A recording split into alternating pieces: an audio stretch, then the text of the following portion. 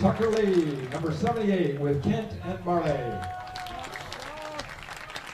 Your senior 2018 football players and their parents.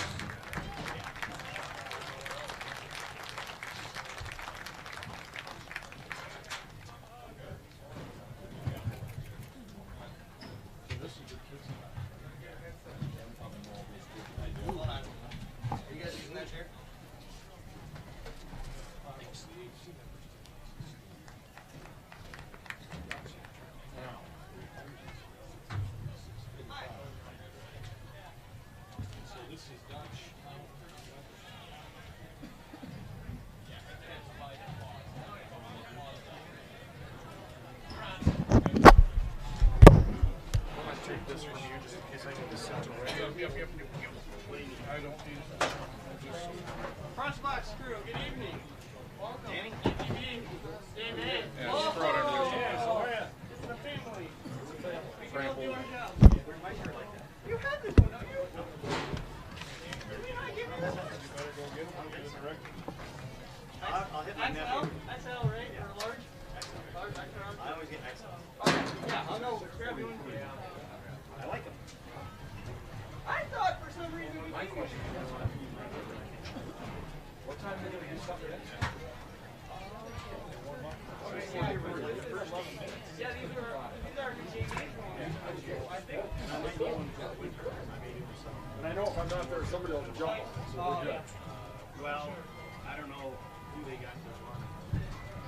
Lemon's after me to help them run. That auto alarm went off. First time it was a red truck, and I'm thinking, but it's a GMC. We're going to have to have an announcer. We're going to have somebody that is.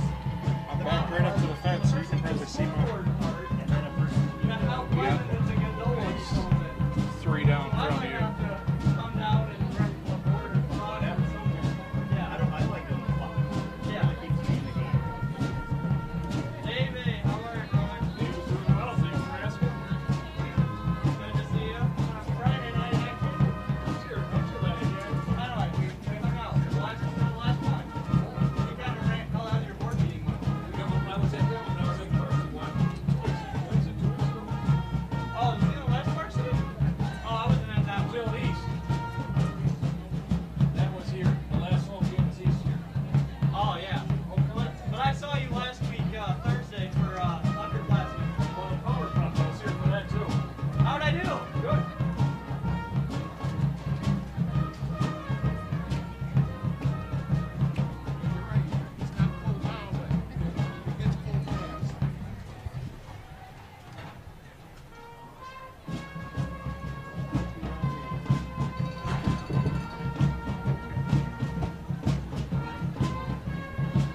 Hey, Coach. How are you? Good, how are you?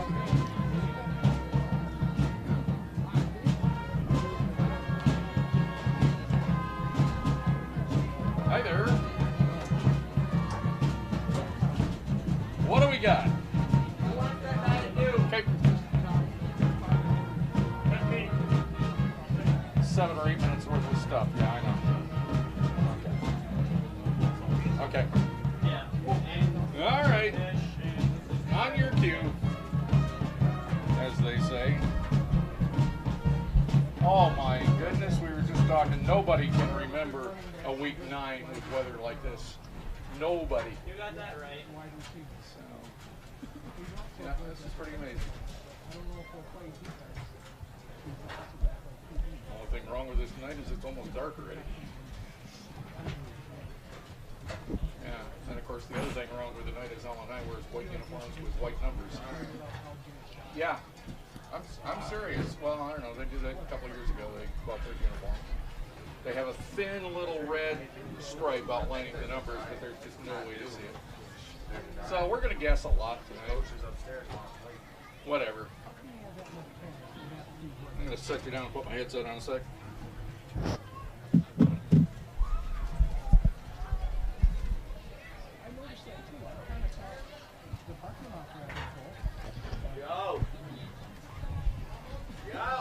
All right, I'm back. Okay.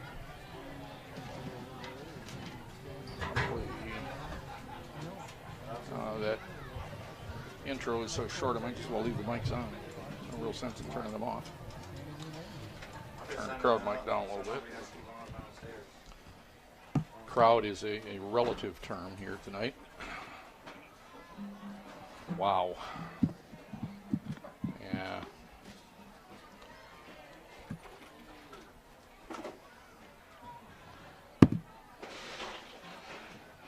Yeah, standing room only, and then shoulders from there on. I'm sure they're going to put a bunch in that place. Good thing we get to do a Zealand game next week of some sort. All right. Okay.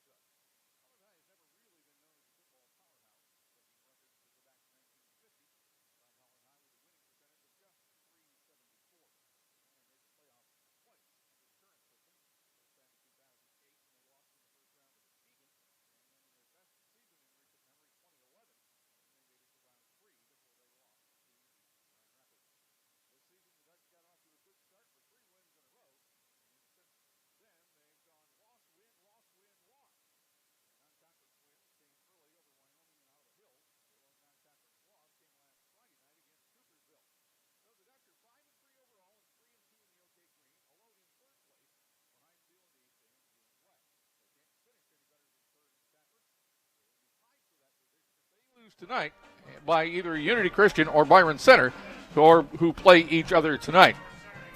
That didn't make any sense at all, but you get the picture. I hate it when I can't read my own typing. With a win, the Dutch will make the playoffs for the first time, as we said, since 2011. They'll most likely be slotted in Division II.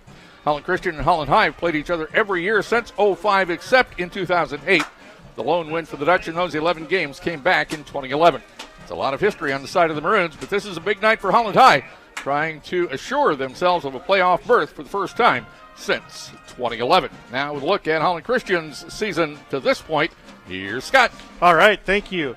Tonight I thought we'd just spend a couple extra minutes here and run through some of the stats, maybe a little deeper into the stat lines than we normally go. Get a chance to mention some of the names of the guys who have contributed to the Maroons team this year, but we don't get to call their name that often.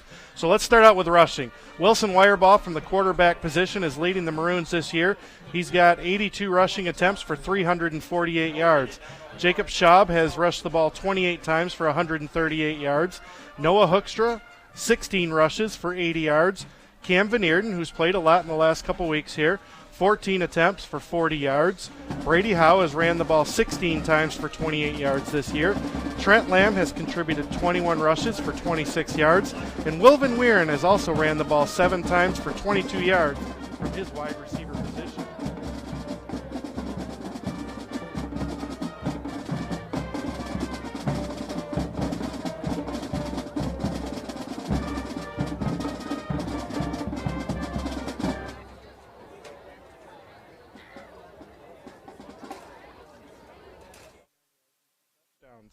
Receiving this year for the Maroons, Will Van Weeren is leading the way with 62 receptions and 861 yards.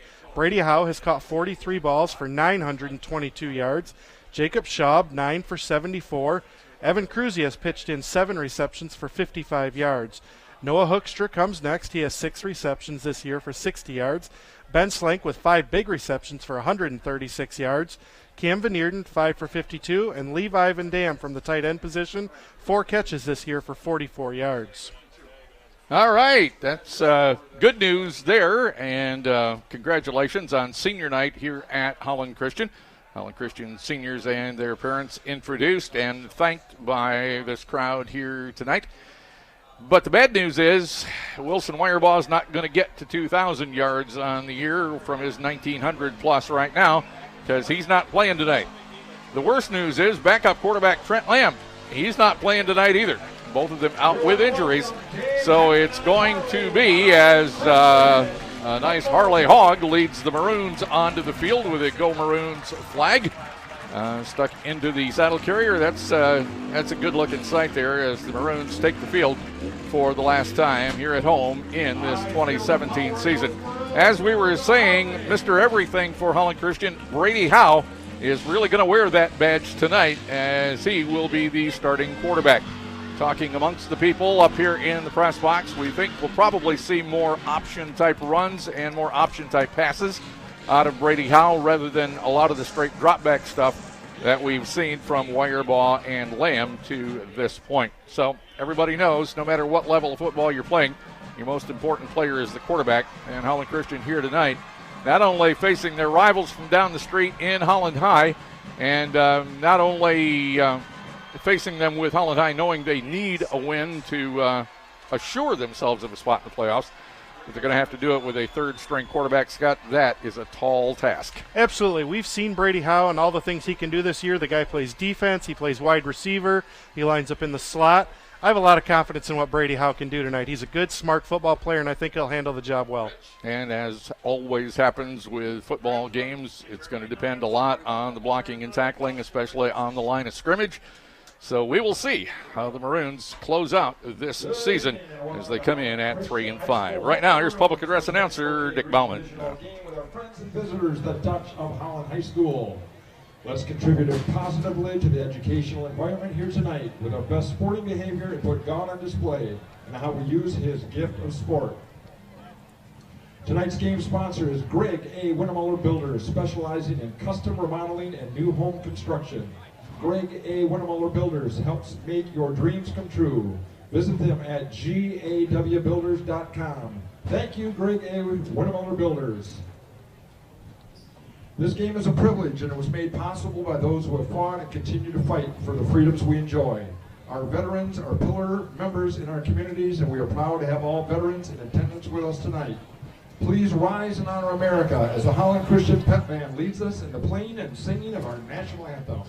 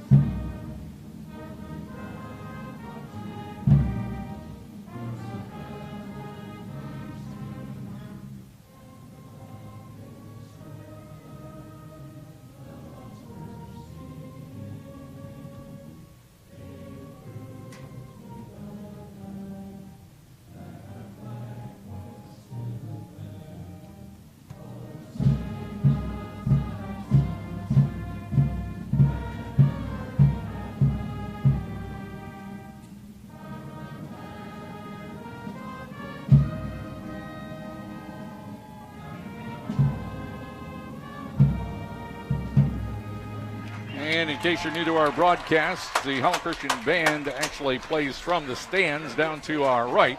They're not playing in our direction, and that's why the sound of the national anthem, although played very nicely, sounds a little bit thin on the radio, and we apologize for that. One of these days, we're going to invest in another microphone and put it in front of the band and make it sound a little better. if we can. All right, Holland High dressed in white from head to foot, and we do mean from head to foot. They have white numerals on white shirts. They're outlined with a thin line of red, but they are, under these lights, almost impossible to read. So amongst the spotter for the public address announcer, Scott, who's really good at it, and myself, we're just going to do our best to tell you who did what for Holland High tonight. But you might hear a lot of, well, there's a running play or there's a passing play, and it went for that many yards, because I'm telling you, folks, there's nothing we can do about it. White on white for these old eyes is just not a good thing when it comes to being able to read what is actually on those uniforms. Holland Christian maroon from head to foot with the white numerals, very easily readable. Thank you very much. And Holland Christian won the toss and deferred, so Holland High will receive. The Maroons will kick off left to right, and that means Dutch will go right to left, and we're just about ready to get week number 9 underway. Once again, an assured playoff berth on the line for Holland High. As always, they might get in at 5-4, but that is never a sure thing, Scott. Absolutely. I was just thinking about those uniforms you were talking about. They talk a lot on Thursday Night Football about the color rush that the NFL players do. Looks a lot like that tonight with full maroon against full white. Indeed it does, and Holland High is deployed. And the Maroons kicking team still on the sideline, talking to their special teams coach. And here we go. It'll be Jacob Van Heist, number 24, to put the foot into it. You never know with Coach Kuipers whether it's going to be a deep kick or a short kick or somewhere in between, an onside kick, but it'll be entertaining and interesting no matter what happens. Holland High does not have respect for Van Heist's leg. Their two receivers are up around the 15-yard line. So on WPNW Zeeland, Holland, Grand Rapids, here comes Van Heist, put the right foot into it, and we are underway. This is a deep kick being caught at the 4-yard line. And up to the 10, the 15, the 20, the 25, and down to the 27-yard line goes Reed Rosado, number 3 for Holland High. So mark him down at the 27. Kirk on the tackle for Holland Christian. Hope you saw the article on MLive. Kirk and Scott for Holland High, best friends and playing against each other on the line tonight. So here comes Holland High with their first offensive possession, 1st and 10 from their own 27-yard line. They'll line up pro set in the backfield, two running backs right next to each other. This is the option, the read option, handed off to the running back, and he is stopped at the 31-yard line. Gain of 4 on the play, 2nd and 6. And that was Donovan Webb on the carry for Holland High. Nice job by the Maroon defense there. Once he was just through the line of scrimmage, whole herd of Maroons there to tackle him down to the ground. 2nd down and roughly 4 yards to go. He got a little more out of that than I thought. He's out to the 33-yard line.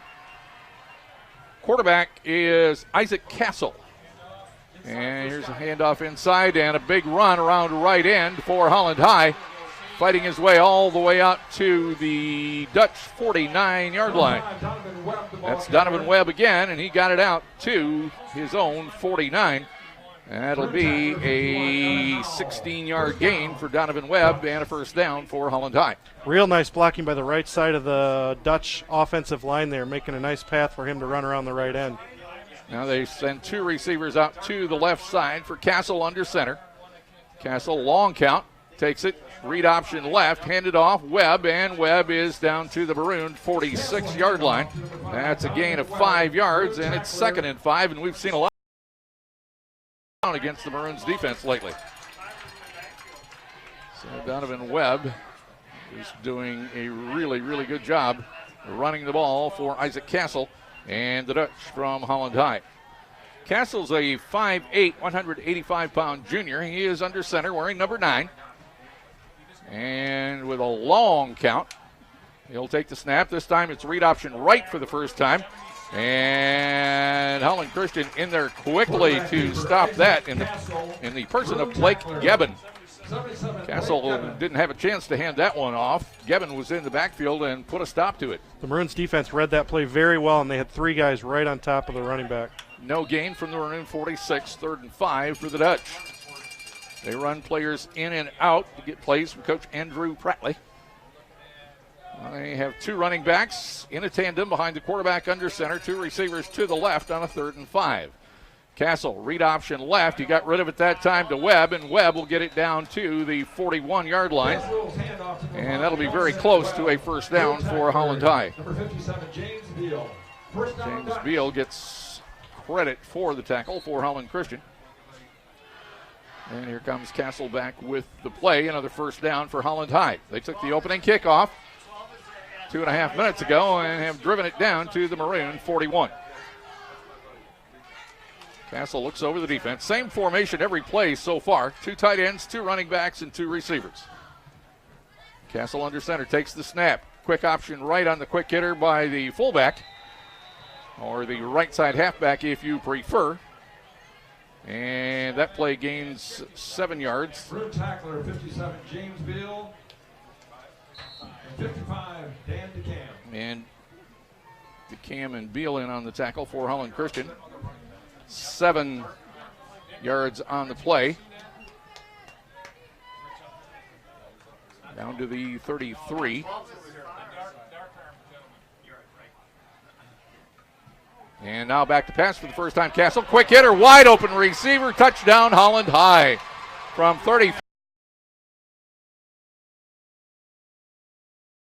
Found a receiver wide open running down the right side of the field. And in for the score go the Dutch. They lead at 6-0 with 8:38 left to play in period number 1. Great play call there by the coaching staff for the Dutch. The Maroons had already been sucking up to the line there, trying to get in position to on that play. Castle's pass complete to 15, Luke Buckman. So they'll go for 2. Luke Buckman, the receiver, who caught the touchdown pass. And now Castle looking back to the sideline, and they will go for 2. Castle under center. Long count again. Maroons threaten blitz that is, and they're in for the 2-point conversion. 2-point conversion is good. Number 5, Donovan Webb in with the 2-point conversion. And with 8:38 left in the first, it's 8-0 Dutch on the pledge. In sports, lots of training goes on behind the scenes. Hard work and conditioning that take place before game night, or when the rubber meets the road, well, things probably won't go so well. Hi, this is Tracy from OK Tire, and your car is much the same. A little preventive maintenance goes a long way. There's time you need to spend getting your oil changed, tires checked and aligned, belts and hoses tested, so that when the rubber meets the road, you know you and your family are in for a smooth ride. At OK Tire, that's what we do. OK Tire, your hometown tire store in Holland, Hamilton, and Zeeland. Hi, Holland Christian fans. I'm Travis Dreyer, part owner of Compound Door. When you think about replacing your garage door, think of us at Compound Door. We carry the Wayne Dalton line of garage doors powered by LiftMaster. Wayne Dalton offers a large selection of traditional or carriage house styles in steel, fiberglass, or wood. Come see the full collection of Wayne Dalton doors at Compound Door on the corner of New Holland and 136 in Holland, or online at compounddoor.com. Compounddoor.com. 96.5 FM and 1260 AM. The play. Brady Howe takes the Dutch kickoff at the 10, runs it straight up the middle of the field to the 33-yard line, and that's where the Maroons will start their first possession of the night. It will be number 3, Brady Howe, the junior, at quarterback. And he joins the huddle. He is the 3rd-string quarterback. It's not every day you get to see your quarterback take the kickoff return. No. And he will take the snap out of the shotgun formation, running back to his left. Everybody else in fairly tight. This will be a pitch to Schaub, and Schaub running around left end gets it over the 35 to about the 37-yard line. That'll be a gain of 4 on the play, 2nd and 6 coming up for Holland Christian. This might be a quicker game than we're used to if Holland Christian does more running than we've normally seen. Although now they go back to the spread out formation. 4 receivers, 3 of them to the right. Running back, Schaub to the right of Brady Howe at quarterback. Howe looking at 2nd and 6. Fakes like he's starting the play and then looks back to the sideline to see if coach wants to change it. Right side, and that is caught by Noah Hoekstra, I think. Yep, they'll give him the catch out at the 44-yard line. Gain of 7 on the play and a first down for Holland Christian. Well, there were 3 receivers in the area. Howe hit the middle one. I guess I'm glad somebody caught it. He went down to the ground to get it, but that's all right. That was a good catch. So now they're going to leave Howe all alone in the backfield out of the gun with 5 wide, 3 to the left, 2 to the right. Here's a 1st and 10 for Holland Christian. Howe points out that one of the linebackers for Holland High appears like he's going to blitz. And we'll see what they run. That linebacker comes around to the left side of the formation. 3 down lineman. Howe looks left, throws right. Van Weeren's got it on a mini screen. And Van Weeren is dumped at the 47-yard line. Gain of 3 on the play. And the tackle for Holland High would be that guy. Chicken. Yes, I am. Dutch tackler Malachi Vanderswag. Malachi Vanderswag giving credit for the tackle. And now Howe looking at 7 yards to go from his own 44-yard line. Dutch are showing a blitz look here. 3 down linemen, 4 linebackers. The defensive backs are all within 7 yards of the football. And now Howe fakes the run left, takes it himself, fights through a couple of tackles, running around left end, still going, and finally out of bounds inside Holland High territory at the 39-yard line. Nice job by Brady Howe there. He ran into one of his offensive linemen there as he tried to get around the left end, but then bounced off him and ran left side and had a good gain. 14 yards for Brady Howe on his first run of the night. Makes it 1st and 10 in Dutch territory at the 39-yard line. Howe with a nice fake on the pitch and then just tucked it away and took it himself. So 1st and 10 for the Maroons. Howe on an option read of his own out of the gun. This is Schaub running open around right end. He's down at the 20 and tackled right there, and we have a flag on the play. There was an obvious block back here. Coach Kuipers is saying it was against Holland High on a crackback. We'll see. It was a big play because out of the corner of my eye, I saw one of the football players down on the field go flying. And not too long after that, there came a penalty flag. And the referee is going to tell us that this will be a hold against Holland Christian. Penalty against Maroon holding. Yeah. Fortunately, something we've seen all too often here in the last few weeks for the Maroons. Coach Kuipers and several members of his staff pointing something different out to the officiating crew. They'll take it back to the 44-yard line of Holland Christian, and it'll be 1st and about 15. Actually, 1st and exactly 15.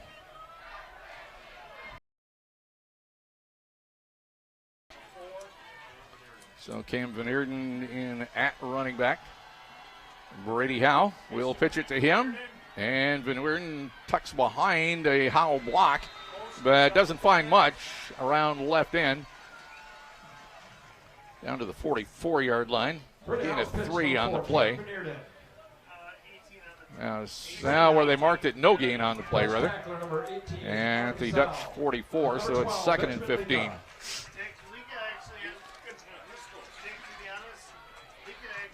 That was a matter of me not being able to read my own writing again. I hate it when that happens.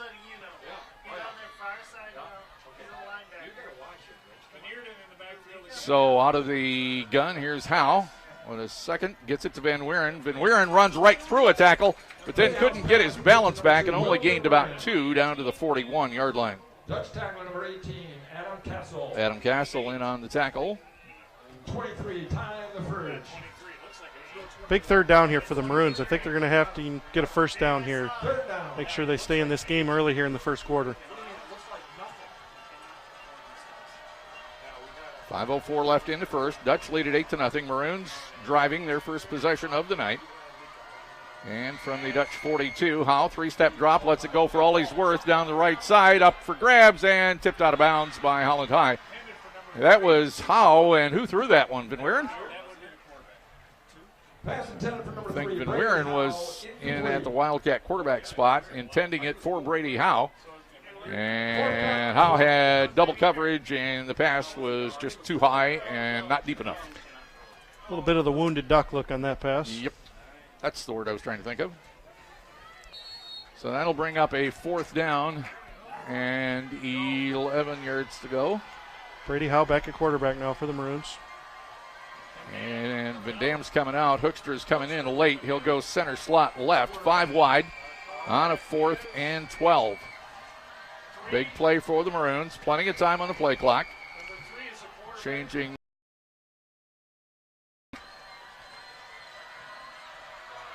And they're down to 2 seconds, and now Holland Christian's going to call timeout. Timeout on the field, 4:51 left in the first. We're back in a moment on the pledge. You don't have to choose between a college that has an excellent academic reputation and one that's serious about Christian conviction. At Calvin College, we live both of these things every day, in every moment. That means we think deeply about the world we live in, its people, the discoveries, all of it. And we wrestle with how our faith applies to every aspect of what we're learning. If you want to learn more and go deeper, you'll fit in well at Calvin. Find out more and about how we do faith and learning at calvin.edu. Calvin.edu. Michigan Hearing Experts wants you to know the real effects of hearing loss. Hearing loss can signal dementia. It's true, but there's good news.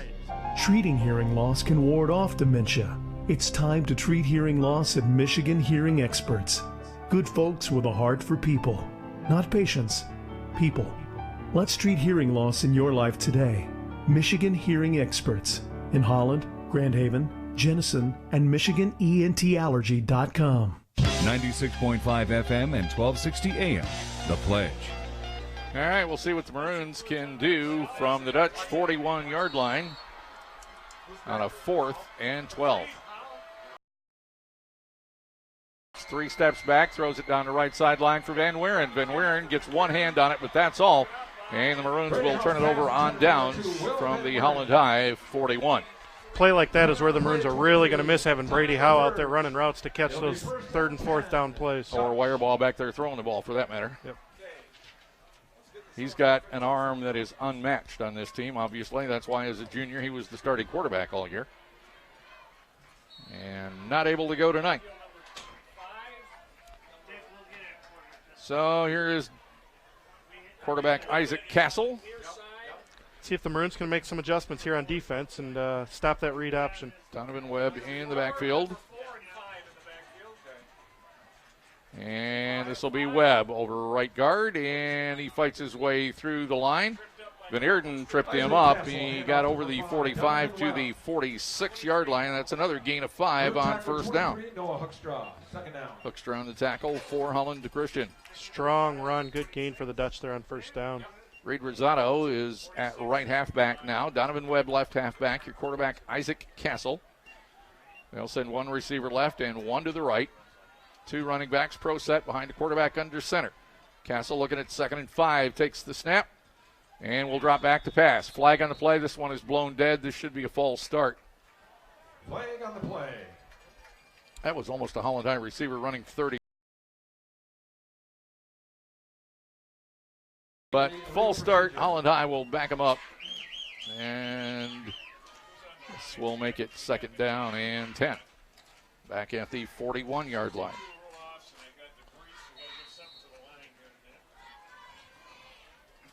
So Castle back from Coach Prattley, and the bench for Holland High across the way.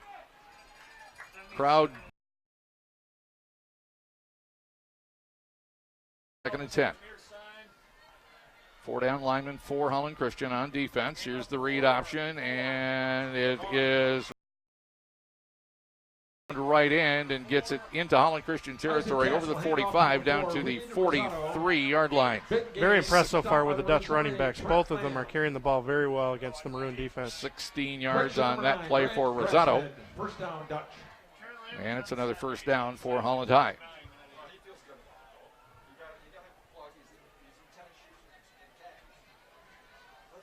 So Castle under center with another 1st down. This time from Holland Christian territory. Long count, take the snap, read option right. Maroons tried to get in there and mess it up. They gave it to Rosado, and he'll fight his way over the 40-yard line to the 39. That's a gain of about 4. Blake Gebbin in on the tackle for Holland to Christian as we come up on the 3-minute mark left to play in the 1st quarter from Holland Christian. Dutch lead at 8-0. And they are driving again. They have it 2nd and 6 from the Holland Christian 39-yard line. Kevin, just a sophomore for the Maroons. Castle looks back to Coach Pratley. Coach signals something out. Man, he runs long counts. This is read option left. This will be Webb. And Webb is fighting his way through tacklers. The ball is loose, and we'll see who got it. The Maroon players say they've got it. The officials trying to get in under the pile and figure out who's got it. Boy, that's an aggressive official, too, isn't it? Stuck his nose in there. For about 5 yards there, Brady Howe was doing nothing but trying to strip that football away from and they still haven't figured it out. And Holland High. That's unfortunate. Brady Howe did a great job there trying to strip the football, almost to the point where the running back got away from him. But he broke it loose. So they'll mark the ball at the 24-yard line. Recovering the fumble, number 85, Jacob Larson. Jacob Larson on the recovery for Holland High. And another 1st and 10, this time from the Maroon 24 for Holland High on a break that definitely went the Dutch way. Castle, another long count. Finally takes the snap, goes read option right, and there are whistles on the play. This should be another false start against Holland High. False start against the Down to Dutch. 2:20 left to play in the first. Holland High trying to add to their 8-0 lead. I'm sorry, go ahead. Definitely trying to play an up-tempo running game here, but the linemen are not all on the same page. That's 2 false starts on this drive. Take it back out to the 28-yard line where it'll be 1st and 15.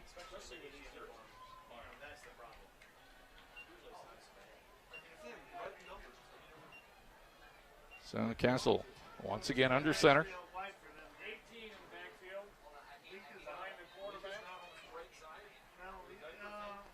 And a pass coming up from Castle. This time coverage is there, and a pass is overthrown at the goal line. That pass incomplete, and it'll bring up 2nd and 15. Pass intended for number 2, Calvin Tenney. Defending on the play, number 9, Grant Grassman. Calvin Tenney was the intended receiver. Grassman back on defense for Holland Christian. Grant did a nice job. He was right with the receiver. The ball was overthrown at any rate. So bring it all the way back up to the 28-yard line where it will be 2nd and 15. Good mix of run and pass so far here tonight by the Dutch. Keeping the Maroon defensive line honest. So now we see a different formation for the first time. No running backs. 2 tight ends on the left side.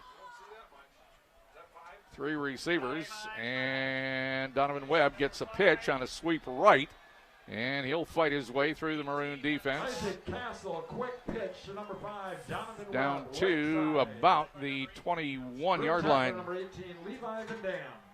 Be a 7-yard gain on the play. Van Dam credited with the tackle for Holland Christian.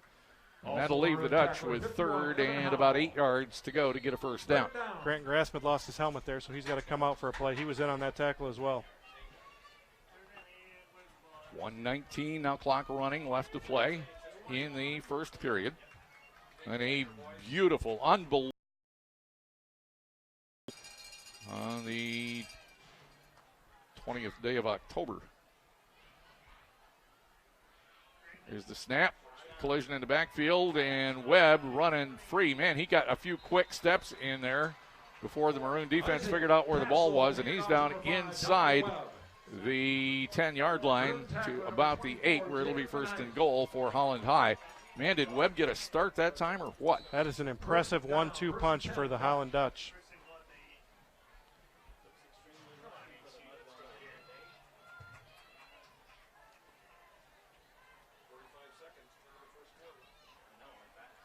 Here's the snap. And fighting for yardage. And into the end zone goes Holland High. Now the question is, who was it? Injured player for Holland High. Webb got the touchdown for Holland High. With a little help from 64. And now we'll attend to the injured Holland High player. I saw that play, and I think it's the Dutch quarterback. After he got rid of the football, he took a big hit from one of the Maroon defenders. Well, I was just going to mention a moment ago the Holland Christian defenders are doing a good job of getting to the quarterback quickly, but he's doing a good job with the ball handling and getting it to his running back. That's a couple times already tonight where he's taken some punishment after he got rid of the football. So we are awaiting resolution of the injured player who's asking to be pulled up and is pulled up. He bounces up, and you're right, it is Castle who goes off limping a little bit on the left leg, but trying to run it off. Probably one of those deals where he just wanted to be really, really careful with it before he got up and put any weight on it. Can't blame him for that. Definitely scared him a little bit there. He took a big shot. 0.4 left to play first period, and Holland High will go for two.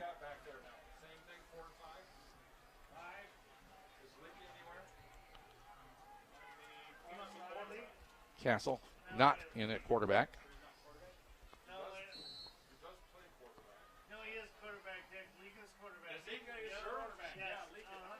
So Lika is the quarterback, and he'll hand it off to Webb, and Webb will go in for the 2 points. So they're 2 for 2 and 2-point conversions, meaning after two scores, they now lead at 16-0 on the pledge. Craftsman of world-class landscapes and outdoor living spaces, Hollandia Outdoors has been serving West Michigan since 1965. Today, they have become a premier outdoor living design and build company, utilizing top artisans from around the nation and latest technology to create the most unique and memorable spaces. Whether you need lawn care and maintenance, landscape design and installation, or snow removal, since 1965, Hollandia Outdoors has been enhancing the outdoor experience of the West Michigan area. Skur Printing and Mailing believes you are their #1 boss. You are the purpose for what they do. So what are the top 5 things Skur Printing and Mailing does to earn your biz? Friendly attitudes, principled service, honest answers, responsiveness, simplicity. That's it. Well, actually, this is better. Skur Printing and Mailing makes you and your business look great. Here's where you go to skurprinting.com to see everything they can do for you and your biz. Go ahead, skurprinting.com. 96.5 FM and 1260 AM. The Pledge. Brady Howe on the return for Holland Christian, starting at the 10, breaks it out to the 35-yard line. So the Maroons with decent field position, 1st and 10, their own 35. 27.5 seconds left to play first period. The bad news for Holland Christian is they are down 16-0. Interesting to see that the Holland coaches tonight have chosen to kick the ball deep and let Brady Howe return it. In the last few weeks, we've seen a lot of coaches kick it away from him.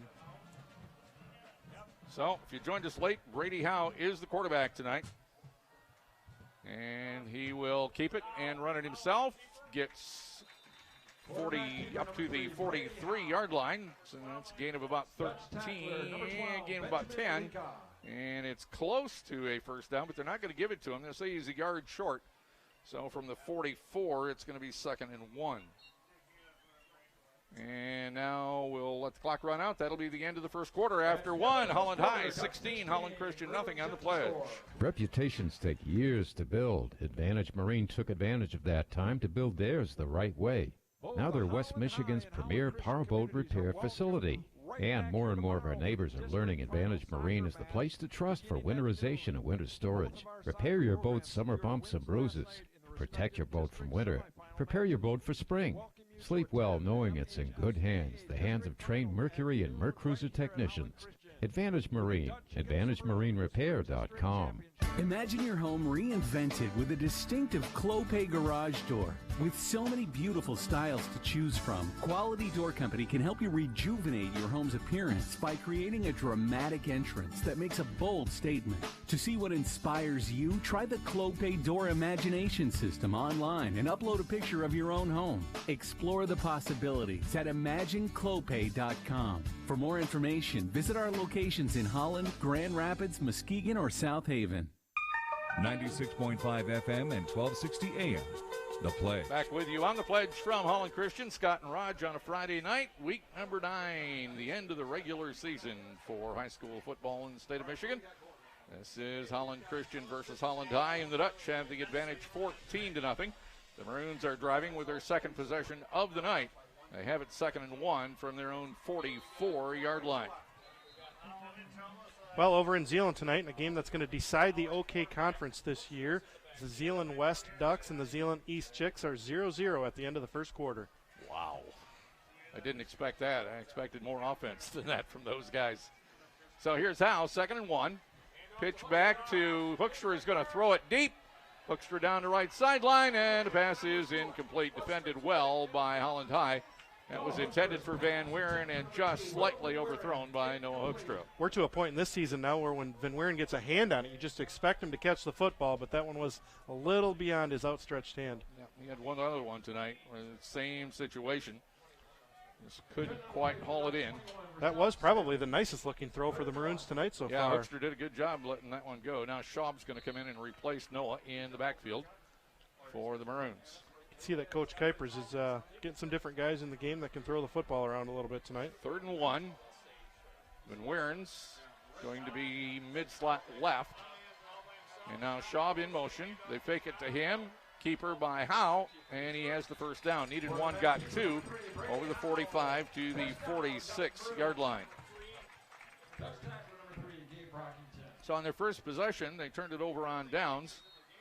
And now, with just their second possession, Holland High doing a really good job of clock management and ball control offense. Mostly runs and running it well. So Howe with the 1st and 10.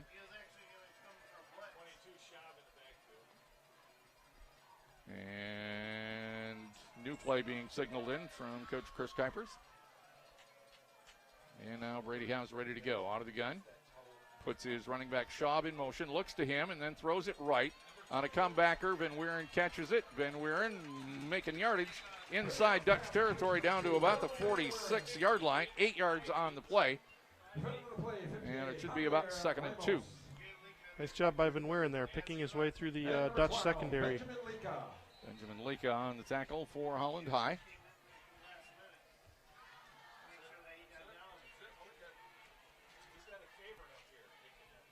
Second and 2 for Howe and the Maroons. Just one wide out to the right side, and they'll put him in motion.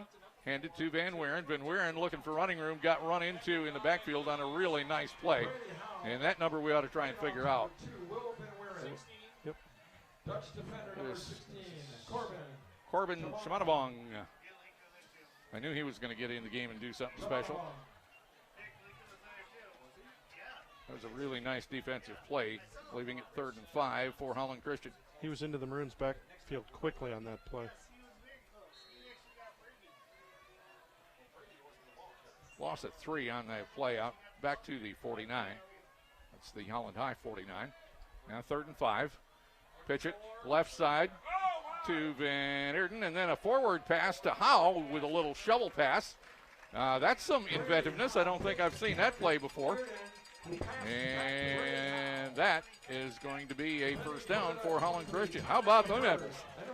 Well, we knew Coach Kuipers was inventive on offense. I don't think we knew the half of it. That reminded me of that Bears play, the 2-point conversion that they ran in one of their games.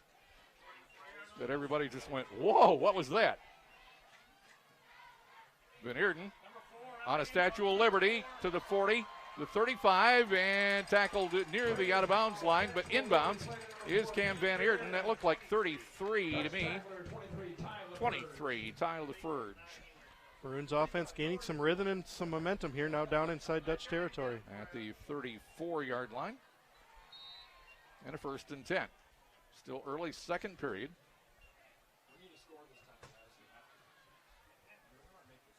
Maroons not huddling, but all looking to the sideline and now checking the wristbands. And everybody will tighten it up. Everybody comes in. Van Eerden is the running back. Dutch threaten blitz and bring it. Howe's got it. He's going to run it around right end. Van Eerden tried to get a block. But he had two guys to hit, and he could only find one of them. The other one came through and tackled Brady Howe. But not before he got enough for a first down. With 2nd and 1, he got a couple. Got to mark the ball at about the 32, 1st and 10. If you're just joining us here for the broadcast, Brady Howe is normally a starting wide receiver for the Maroons, playing quarterback tonight. Due to injuries to Wilson Wirebaugh and Trent Lamb. And Howe, screen pass, complete. That's Schaub looking for help and runs into 4 white shirts at about the 35-yard line. Flags all over the field. So we'll see what the penalty's all about. You like the way that the screen developed there, but they got too deep into the backfield. By the time they got going, they were still 10 yards behind the line of scrimmage. Yeah, Howe just kept dropping back and dropping back. It just got too deep. Yep, developed too slowly as well. So, see what the laundry's about. It's going to be a personal foul, Holland Christian. Face mask against Holland High. Penalties offset. All right. And it was not a personal foul. It was a holding call. So still 1st and 10. Last week we saw offsetting penalties where the yardages were unequal and they took the extra yardage for one team. That was kind of a weird night all the way around. But we won't go there. 8 minutes left to play in the half. Now with the 1st and 10 from the Dutch 32. He's all alone in the backfield. Dutch show 2 linebackers blitzing on almost every play. Yeah. They go 3 down. And then usually bring 2. In motion, Schaub. Hand it to Schaub. Nope. Keeper by Howe. Howe over the 30 down to about the 29-yard line. Gain of 3. Cole Scott. On the tackle. And now Van Dam in to replace Ethan Brinks in the Holland Christian offensive lineup. Now line Van Dam up at a tight end, this time on the left side. Go with 4 wide, empty backfield for Howe out of the gun. 2nd and 7. Fake it to Schaub. Howe's got it, reversing it to the left at the 30 and tracked down from behind right at the 30-yard line. That'll be a loss of 1 on the play. Quarterback keeper Brady Howe, driven out of bounds. Chamanabon 16. Corbin Chamanabon on the tackle. That's one where you'll see if Wirebaugh's running that play, he's a little quicker to make that decision, and he's out around the left side a little faster. Just took a little too long to develop there. Ball is on the near side hash mark, squarely at the 30-yard line. 3rd down and about 8 yards to go with a loss of 1. 4 down territory for the Maroons here.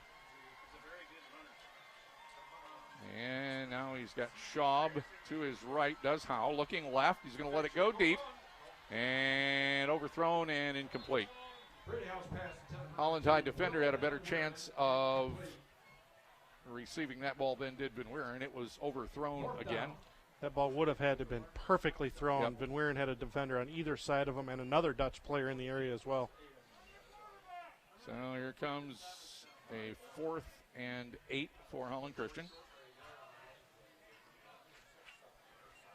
Van Wieren seems to be walking a little gingerly after that play. Yeah, he's got to be feeling the weight of the world on his shoulders. Slink splits out wide to the right. Really wide. Instead, Howe looks left and waiting for it and can't hang on to it as well. And dropped it. So again, the Maroons turn it over on downs. They've had 2 possessions tonight. They've turned it over on downs both times. You can see the chemistry just isn't quite there when Van Wieren's trying to receive the football. No. Halfway through the 2nd period. And here comes Isaac Castle, and we think it's Castle anyway. Maroons are going to have to dig in here on defense and hold the Dutch and get the football back here to end the first half. They do believe it is Castle in at quarterback. And he will run a read option and hand it off to Donovan Webb. And Webb hits that line of scrimmage so quick. He's all the way up to the 41-yard line. And that is an 11-yard gain and a first down for Holland High. You get the feeling they can do this about as much as they want to tonight. 5, 6, 7, sometimes 11 yards on first down running the football. It's tough on a defense. 16-0 Holland High, 5:46 left to play first half.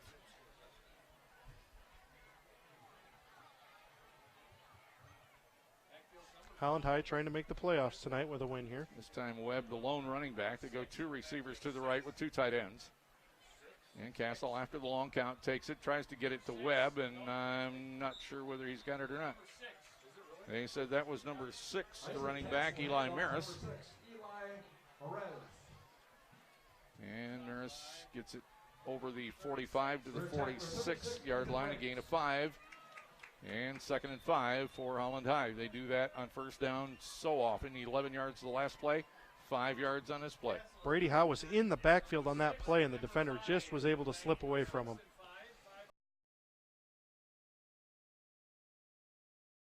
And Rosado's got it. And he'll take it over the 45-yard line, and Holland Christian signaling something. Maybe fumble? I don't know. Van Dam on the stop for the Maroons. Gain of 1, 3rd and 4 coming up for Holland High, as the entire booth crew for Holland Christian argues about who's got the football. But that's what happens when you can't read the numbers, and literally you cannot read these numbers. Cam Van Eerden did a nice job on defense on that play as well, getting into the backfield to slow down the running back. Holland Christian spotted with binoculars on it, and 3 guys arguing with him about who's got the ball, so whatever.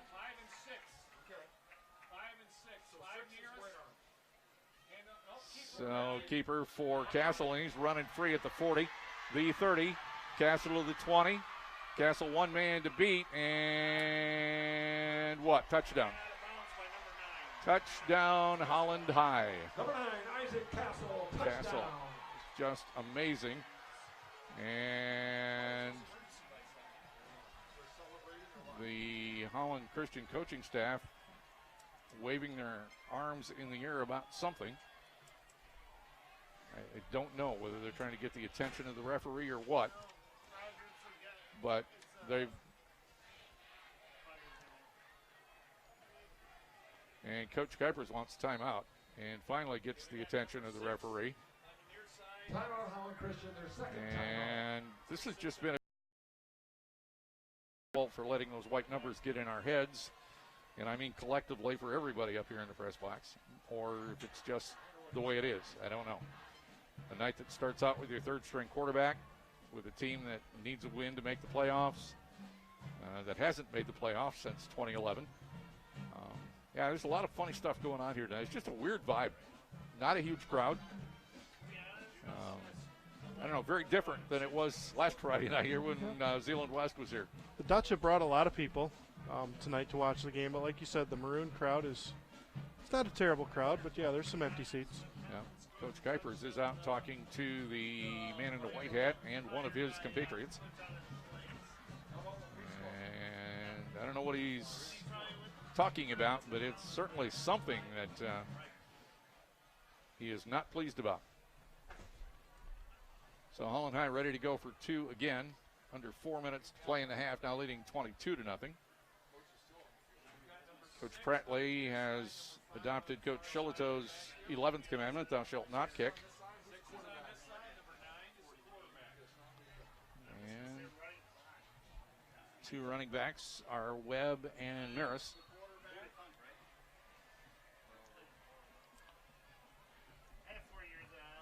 Castle takes the snap, pitch out to Maris, or to Webb rather, and Webb takes it in for the 2-point conversion. So they're 3 for 3 on the 2-point conversions, and it is now 24-0. Holland High with the lead. We have 3:57 left to play in the first half. If you joined us late, we found out when we got to the stadium, and Holland Christian's top 2 quarterbacks were not going to play tonight due to injuries, and it would be Brady Howe, Mr. Everything, starting at quarterback. Noah Hoekstra. Maroons, yeah, they've completed a couple of short passes, but no long ones. And Holland High has just been running wild. And they lead it 24-0 in the strength of 3 TDs and 3 two-point conversions. Again, with just under 4 minutes left to play in the first half. Tyler Furge will be kicking off again for Holland High. Howe is back deep for the Maroons. He's got his feet at about the 7-yard line. And this will be a kick away from Howe. Bounces at the 10. Howe's hoping it goes in the end zone, but it's not going to do it. He has to pick it up at the 3. Howe up to the 10, up the right side to the 15. Howe still running, and he got it over the 20 to about the 23-yard line. Really nice job by Brady Howe there. That ball was kicked into no man's land over there on the far side in the corner. He picked it up and made a good return out of it. So the Maroons will huddle up and see what they can do as they mark it at the 24-yard line. 1st and 10 for Holland Christian. Actually, that's Holland Christian's worst starting position of the night. Just their 3rd possession, and we've only got 3:49 left to play in a half. Not good, but could have been worse. Yes, sir. Slink split out wide here to the right, or to the left. Good grief. And Howe on a keeper at the 25, dancing around, and met and dropped at the 27, gain of 3. So tackle made by Javier Ramos. And for the Maroons, it'll be 2nd down and about 7 yards to go. Once again, no huddle. Everybody looking to the sideline and then checking the wristbands. Now out of the shotgun, running back, Schaub to his left. Schaub in motion out of the backfield. And Howe looking down the middle, double clutches and throws it to Hoekstra. Hoekstra catches it at the 23 for a 1st down. Rather the 36. Why did I say 23? Because that's Hoekstra's number. So to the 36-yard line. Nice job by Noah Hoekstra there, knowing where the 1st down was and what he had to do to get there. Good job by Howe on the double clutch. Didn't see what he wanted first and then held it for just a beat and then let it go. So 1st down, Holland Christian. Their own 36. 2:48 left to play in the first half. Maroons down 20. For Brady Howe, and he's got it up to the 40-yard line. That's a gain of 4, 2nd and 6. Great job by the offensive line there, opening up a wide open hole for Brady Howe to run through there. Good play. The Maroons can just keep the ball and get that goose egg off the scoreboard with the next 2 minutes and 23 seconds worth of playing time. Give them a much better feeling going into the locker room at the half. Foul out of the gun, 2nd and 6. Pitch it to the left. Schaub, and he just ran out of real estate. He'll get it up to, where are they going to mark it? 45-yard lines where he went out of bounds. That is a gain of 5, and it'll leave him 3rd and 1. Great play by Brady Howe there. He outran Schaub to the sideline and put in a big block for him. Yeah, it's amazing. You don't see a quarterback pitch it back and then go get a block as much as Howe's been doing tonight. He outran him to the sideline to get that block for him. Schaub to the right of Howe. Receivers 2 by 2. 3rd and 1. Once again, a pitch to Schaub, this time running right. Another block by Brady Howe. Schaub 1st down and more. Into Dutch territory over midfield and all the way down to the 42-yard line goes Jacob Schaub. How many times this year haven't we said when Schaub gets a chance to run the football and get in a rhythm, he does a great job and he runs downhill with the football. Murphy actually at the 43 of Holland High. The Maroons now need to be concerned about the clock. It stopped for the 1st down with 1:36 left in the half. Maroons 43 yards away from pay dirt. And here is Howe looking to his left. He'll roll to his left. He'll throw, and that one's too low, intended for Will Van Wieren. One of the toughest throws for a quarterback, running to his left for a right-handed thrower. Take it back. It was Ben Slink. Ben Slink, the intended receiver on that one. Now Van Dam checks in, and he'll give him a tight end. Noah Hoekstra comes out. Vendis will line up on the left side of the formation. Minute 32 left. This is a 2nd and 10 for Holland Christian from the Dutch 43. And flags all over the place. This will be a false start against Holland Christian and back them up 5, make it 2nd and 15. Well, with a new quarterback in, that's the first time they false started tonight. That's encouraging, I guess. Brady hasn't tried the real hard count yet that Wirebaugh's so good at. Probably unwrap that little present at some point before the game's over. 91 seconds left here now in the first half. 2nd and 15 for Holland Christian. Howe, handoff, Schaub running left, now turns it upfield at midfield into Dutch territory at the 46-yard line. By number 11, Izzy Segaro. Howe and Schaub are doing a really nice job making sure that it's a clean handoff every time, but it's taking just a half an extra second. Up to the 45, makes it 3rd and 12. Schaub to the right of Brady Howe on a big 3rd and 12 for Holland Christian. A minute 24 left in the half. Van Wieren in motion. Give it to him. Van Wieren will throw it back to Howe. He's got a convoy and he dropped it. That was a forward pass, but Brady Howe dropped it. He saw that convoy and said, I got all kinds of room. And then he didn't have the football. So a 4th and 12. The Maroons from this neighborhood in the first quarter turned it over on downs. I guess there's no real reason to punt. And it looks like Coach Kuipers is going to what? Let the clock run out and take a timeout or get a playoff?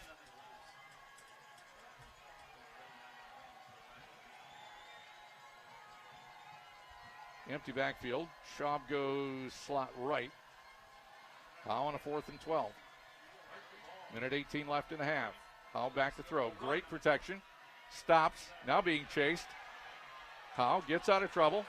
Sees some green turf and runs 40 and out of bounds at the 37-yard line. Well short of the first down. For the 3rd time tonight in 3 possessions, the Maroons will turn it over on downs. They can get it into Holland High territory. Not deep, but they can get it into Holland High territory. And then the drives stall, and Holland High takes over once again. So we'll see what Holland Christian's defense is made of here, if they can bow the backs a little bit and hold Holland High out of the end zone with a minute 8 left.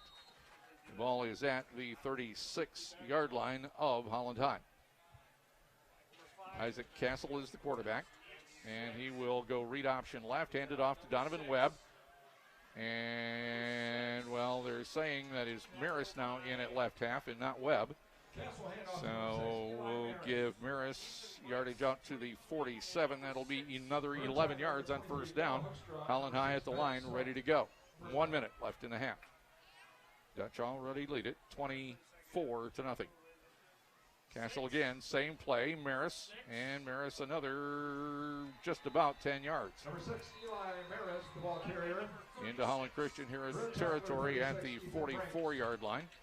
And they will stop the clock because that is another first down. 9 yards or around 10 yards. No, it is not going to be first down. Timeout Dutch. We'll keep it here with 48.1 seconds left to play in the first half. And a 9-yard carry by Maris, who is in replacing Webb at left halfback. I was speaking earlier of a great 1-2 punch. It looks like they have 3 running backs who can really handle the football. Yeah, Rosado and was doing a great job. You need spirit wear for the next game or just interesting play. If we look back at when the Maroons had the football, we were speculating tonight if the Maroons would find a way to get Brady Howe to his 1,000-yard receiving mark for the year. He's 78 yards short. That play could have gone for 40 or 50 yards and got a big chunk of that for him. Exactly.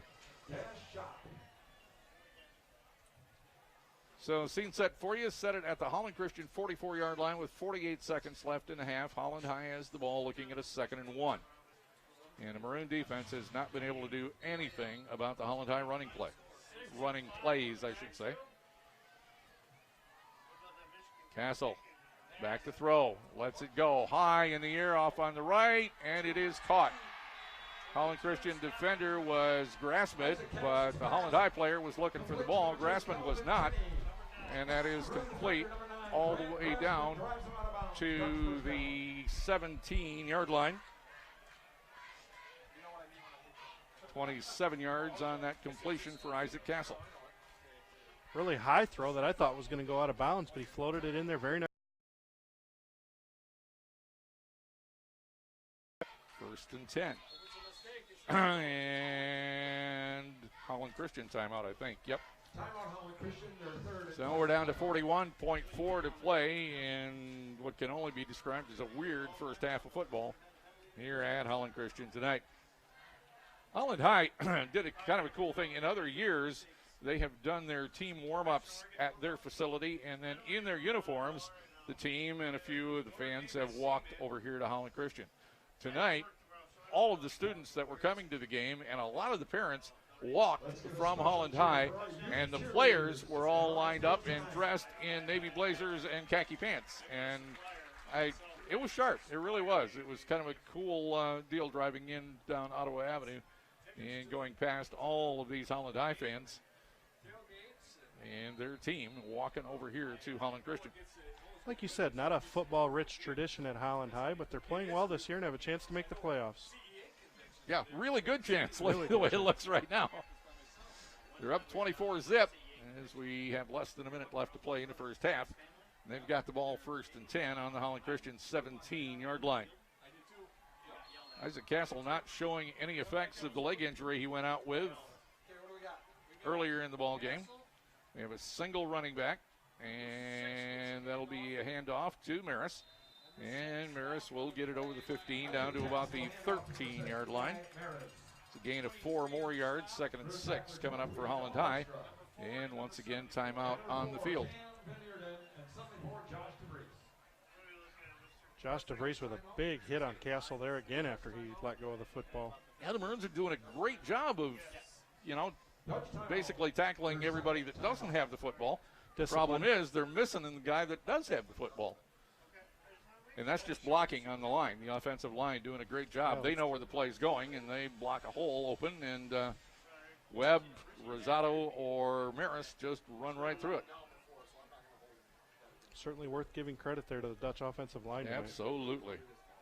Yeah, they've played a great game here tonight. I don't know how this team has managed to lose 3 games, to be honest with you. They look really good here tonight. Well, Zeeland East and Zeeland West. Well, yeah, that would do it. That'll be 2 of them. So Maris lined up as the single running. Now he'll shift over to the right just a couple of yards. Castle will, and again, go with that long count. Now he takes the snap and hand it off to Maris, and Maris will bust through and get it down inside the 10 to about the 6-yard line. 7 more yards on the carry for Eli Maris. 29.5 left on the clock. Holland High at the line, ready to go. Now they go back to the 2 running backs, and they'll run the read option left. Maris again, and Maris is in for the touchdown. 30-0. If it gets to be 40-0, of course, we have running clock.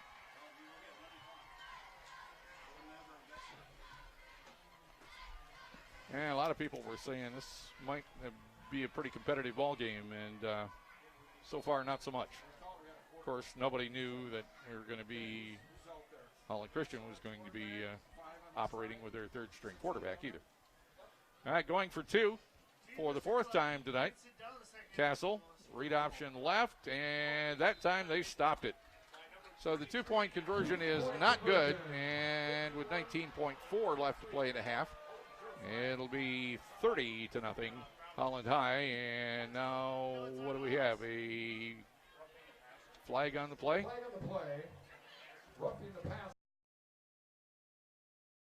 There really was no passer, so it can't be roughing the passer. Half the distance to the goal, we'll put it at the 1.5, and they'll get to try it again. I guess the officials finally got sick of seeing Holland High's quarterback get clobbered after he lets the ball go. That's what I was just thinking. So Must have been some sort of unnecessary roughness there. Yep. Holland Christian fans are getting a little frustrated with this officiating crew. Webb and Maris. Webb is now right halfback. This will be a quarterback keeper for 2 points, and Castle will get into the end zone. So we spoke too early. The 2-point conversion is good. And with 19.4 left in the half, it is now Holland High 32 and Holland Christian 0. We'll try and keep up with that Zeeland East, Zeeland West game for you as best we can. Halftime score now. Ducks lead the Chicks 8-7. Wow. Reminder, at halftime, what a ball game. The sixth-grade football team will be on the field, so please remain off the field for halftime. During our halftime, we'll announce our plans for football playoff broadcasts, such as they are, because we don't know who's playing who or where, or for that matter when, until the Sunday night selection show, which, by the way, will be at 7 o'clock Sunday night on Fox Sports Detroit Plus. Even at that, it'll probably be by Monday morning before you find out times and stuff like that. If you have the Spectrum cable system, it's channel 88. No idea what it is on Xfinity. Or Dish, or DirecTV. Guess that lets you know who's got my cable service. Shameless plug. Yeah, well, not so much, but that's all right. Bouncing kick taken at the 20, 25-30, 35-40. Jacob Shaw up to the 35-yard line with 13.3 seconds left. Good run back by Shaw. Maroons are too far out here for a couple long throws. I don't think they're going to try too much here and just try to get to the locker room and regroup. That is what you would imagine would happen. Nate Van Dyke checking in late to the Holland Christian defensive lineup. Or offensive lineup, I'm sorry. Noah Hoekstra checking out. Ben Slanks out here wide to the left. Schaub in the backfield with Brady Howe. 1st and 10. Their own 33. Schaub straight ahead. Schaub running room. Schaub to the 40, the 42. Maybe the 43-yard line. Schaub with 7 yards on the play, and that'll do it. That'll be the end of the first half. A really, really, really good first half for Holland High. They lead at 32-zip, and we'll get to the scoring summary in just a moment on the play. As a mom, I want to make sure my family is safe on the road and our vehicle can be counted on. I also want to make sure that our vehicle fits us as a busy family of 5 with sports and carpools. But as a businesswoman, I also want it to be stylish and classy, bold and sleek, and scream confidence. That's why I like Fords and why I love my team at Barber Ford in Holland. They get me. They get my life. Whatever my budget, either new or pre-owned, they are worth a stop. Barber Ford in their brand new showroom, corner of US 31 and 8th Street in Holland. In sports, lots of training goes on behind the scenes. Hard work and conditioning that take place before game night, or when the rubber meets the road, well, things probably won't go so well. Hi, this is Tracy from OK Tire, and your car is much the same. A little preventive maintenance goes a long way. There's time you need to spend getting your oil changed, tires checked and aligned, belts and hoses tested, so that when the rubber meets the road, you know you and your family are in for a smooth ride. At OK Tire, that's what we do. OK Tire, your hometown tire store in Holland, Hamilton, and Zeeland. 96.5 FM and 1260 AM. The Play. Well, the scoring summary of the first half of this one is going to be all Holland High. How does it look, Scott? Absolutely dominating first half for the Dutch from Holland High tonight over the Maroons here at Holland Christian Football Stadium. With 8:38 to go in the first quarter, there was a 33-yard touchdown pass from Castle to Buckman, and the 2-point conversion was good, and the Holland High Dutch took the early lead 8-0. With 34.4 seconds left in the first quarter, the Dutch scored again, a running touchdown by Webb. The 2-point conversion was good again, and the Dutch led 16-0. My apologies. Going into the second quarter with 3:57 remaining, there was a touchdown by Castle from 54 yards out. The 2-point conversion was good, and the Dutch now led 24-0. With 19.4 seconds to go, the Dutch scored one more time on a run by Maris. The 2-point conversion was good again after the Maroons had stopped it. There was a penalty on the play. The Dutch got to try again. They achieved the 2 points, and the Dutch now lead this game at halftime 32-0. All right, Scott, thank you very much. We have some junior football going on out on the field in front of us. And while we do that, let's hit our add-on segment. Our halftime show continues from Holland Christian on week 9 of the high school football regular season, week the last, as they say.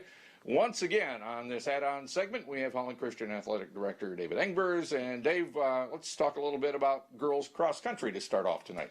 Yeah, we've talked about them in past weeks. They are a formidable group. They've been working hard all season, and they just wrapped up their conference season at the conference meet this past Wednesday at Helder Park, winning the meet and also securing the conference championship for the 6th straight year. So congratulations to Coach Dave DeKreider and all of his girls team, not just the top runners, but that whole group is a hard-working group, and their season's not done. And the rivalry between Holland Christian and Holland High doesn't end when tonight's football game is done, does it?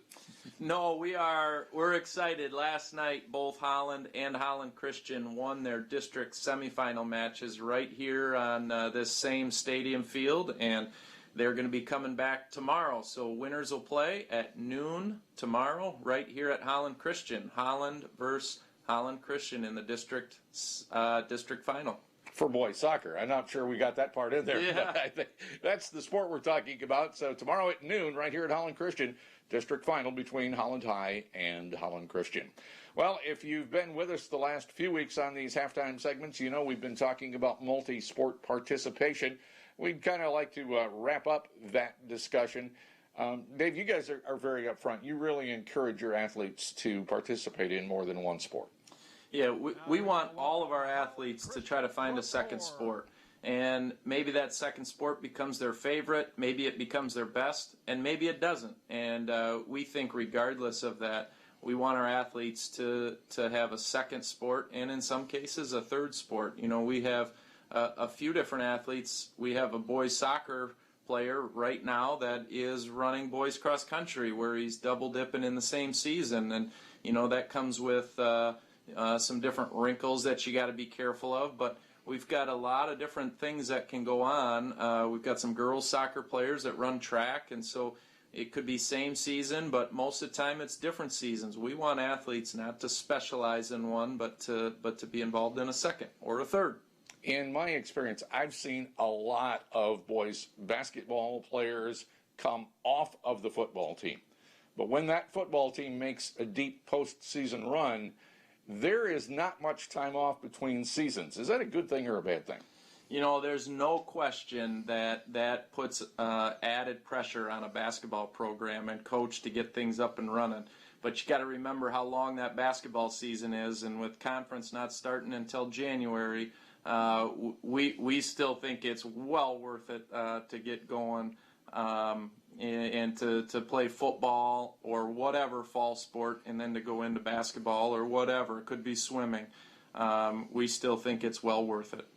All right. You talked a little bit before we started recording about another sport rejuvenating an athlete. Could you expand on that just a little bit? Yeah, I think sometimes we get caught up in just expecting athletes to do what we ask them to do, but the reality is they have to be invested. They have to be motivated as well. They really need to have that. And in my experience, and I think across the country, we're starting to experience athletes that get burned out from just sticking with one sport, from going club season to high school season or however it may be. Maybe they just play one sport. They get kind of tired of it. And we want them to have the variety. We want them to have the different coaches.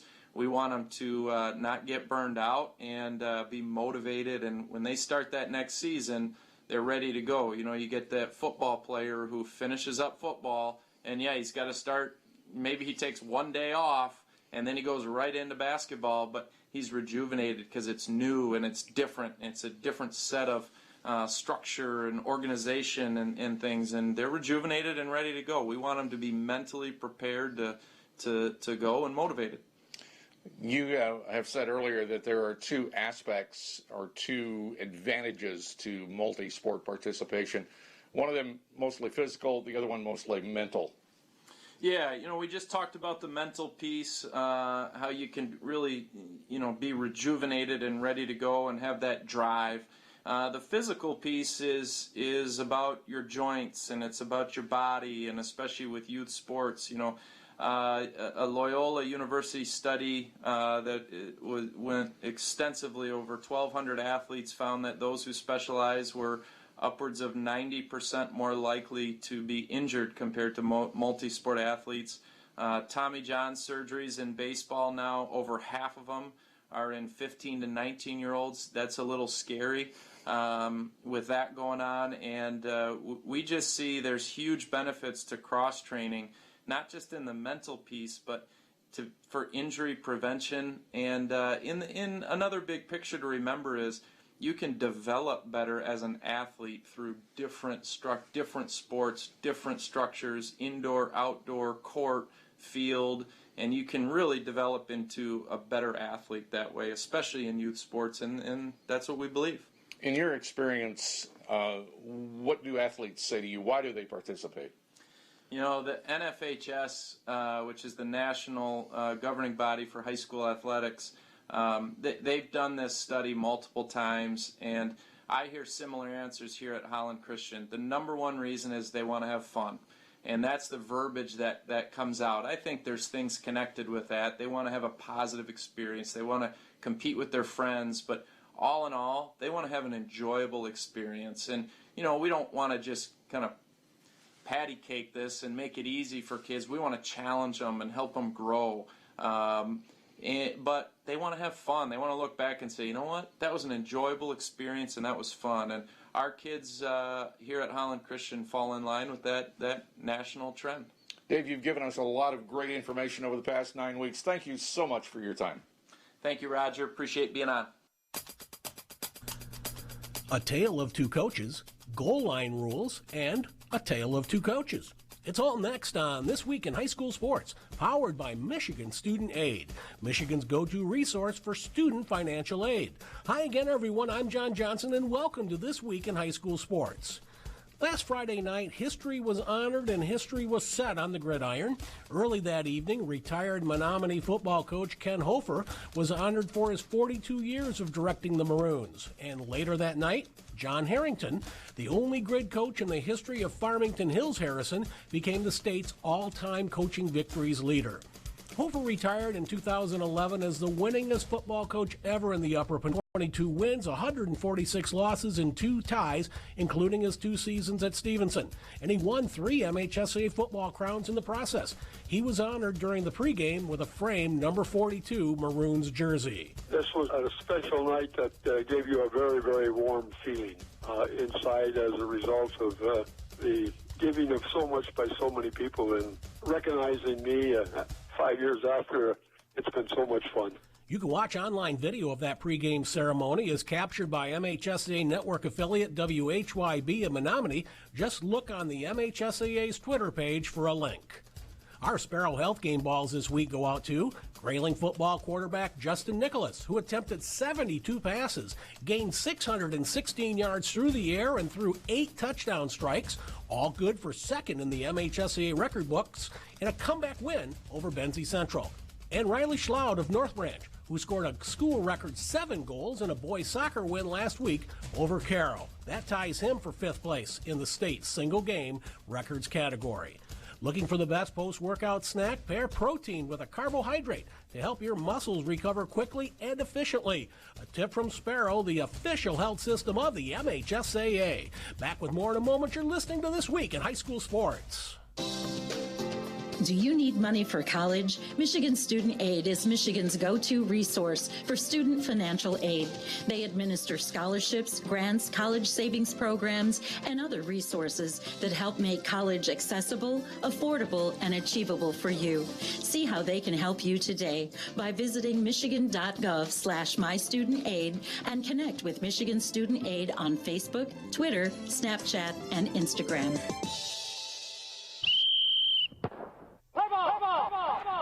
Our weekly Be the Referee feature takes a look at the fine art of officiating with Mark Ewell. At all levels of football rules, the most important line on the field is always the goal line. At the high school level, there are some very unique rules that govern the goal line, especially when the defense gets possession of the ball. First is on a normal scrimmage play. If the defense gets possession of the ball in the end zone, either by picking up a fumble or intercepting a pass, that ball remains in play and the defense can return it all the way for a score. However, on an extra point play or on any kicking play, once the ball is possessed by the defense in the end zone, the ball is dead and no return or advance can be made. Thanks, Mark. There's help wanted. Just whistle. Visit the MHSAA website now to be a referee. Now let's wrap things up here with a little more on Ken Hofer and John Harrington. Harrington made it 431 wins against 117 defeats and 7 ties with a win over Berkeley last Friday, surpassing another legend, Al Fracassa, who spent most of his days at Birmingham Brother Rice. Both Hofer and Harrington are competitive men, but men of integrity, men you respect, the kind of coach every parent would want their kid to play for. Harrington's record of 13 state championships in football will never be broken, and he'll coach at Harrison for its last football season a year from now. And I remember spending a good portion of Menominee's 2007 Division V win over Jackson Lumen Christie with Hofer in the coach's box in the press box because he could only get around in a wheelchair that day. And you could tell he was like a caged tiger wanting to be let out. At game's end, he looked up at me and said, "Do you think I can make it to the field for the trophy presentation?" And indeed, he did. But both men will remember the ring of the telephone with calls from their former players and the relationships built than they will their championship rings. Great servants, coaches, teachers, and leaders. They just don't make them like that anymore. Join Week in High School Sports, powered by Michigan Student Aid, a production of the MHSAA Network. Thanks for listening, everyone. I'm John Johnson. We'll see you next time. 96.5 FM and 1260 AM. The Play. Back with you live from the press box at Holland Christian. It's halftime in the Dutch from Holland High, visiting from just a couple of miles down the road. Lead the Maroons 32-0. Scott's got a look at the first half stats. For Holland High tonight, Donovan Webb is leading their team in rushing. He's carried the ball 12 times for 111 yards with a really nice 9.2 average. Isaac Castle is the second leading rusher. He's carried 2 times for 53 yards for the Dutch. Isaac Castle as the quarterback, throwing the football tonight, 2 of 3, 1 touchdown and 33 yards. Receiving tonight for the Dutch, Luke Buckman with 1 for 33 and a touchdown. Calvin Tinney with 1 for 27. Holland Christian rushing the football tonight. Brady Howe from the quarterback position, 9 carries for 46 yards. Jacob Schaub, 6 carries for 34 yards. Cam Vanierden, 2 carries for 21 yards. Brady Howe as the quarterback tonight, 6 of 10 passing the football for just 25 yards. And then Will Van Wieren leading the Maroons in receiving tonight, 4 receptions for 11 yards. Well, the Maroons on several occasions during this rather difficult 2017 season have been behind the 8 ball at halftime and come out and played well, they played pretty decent in the second half. It'll be really interesting, looking at a third-string quarterback situation to see how they respond tonight. Holland High is 1 score and a 2-point conversion away from a running clock. That seems almost inevitable at some point, probably fairly early in the second half. I don't know, maybe that'll be a merciful end to the 2017 season for Holland Christian. But they don't want to go out that way. They want to get that goose egg off the scoreboard.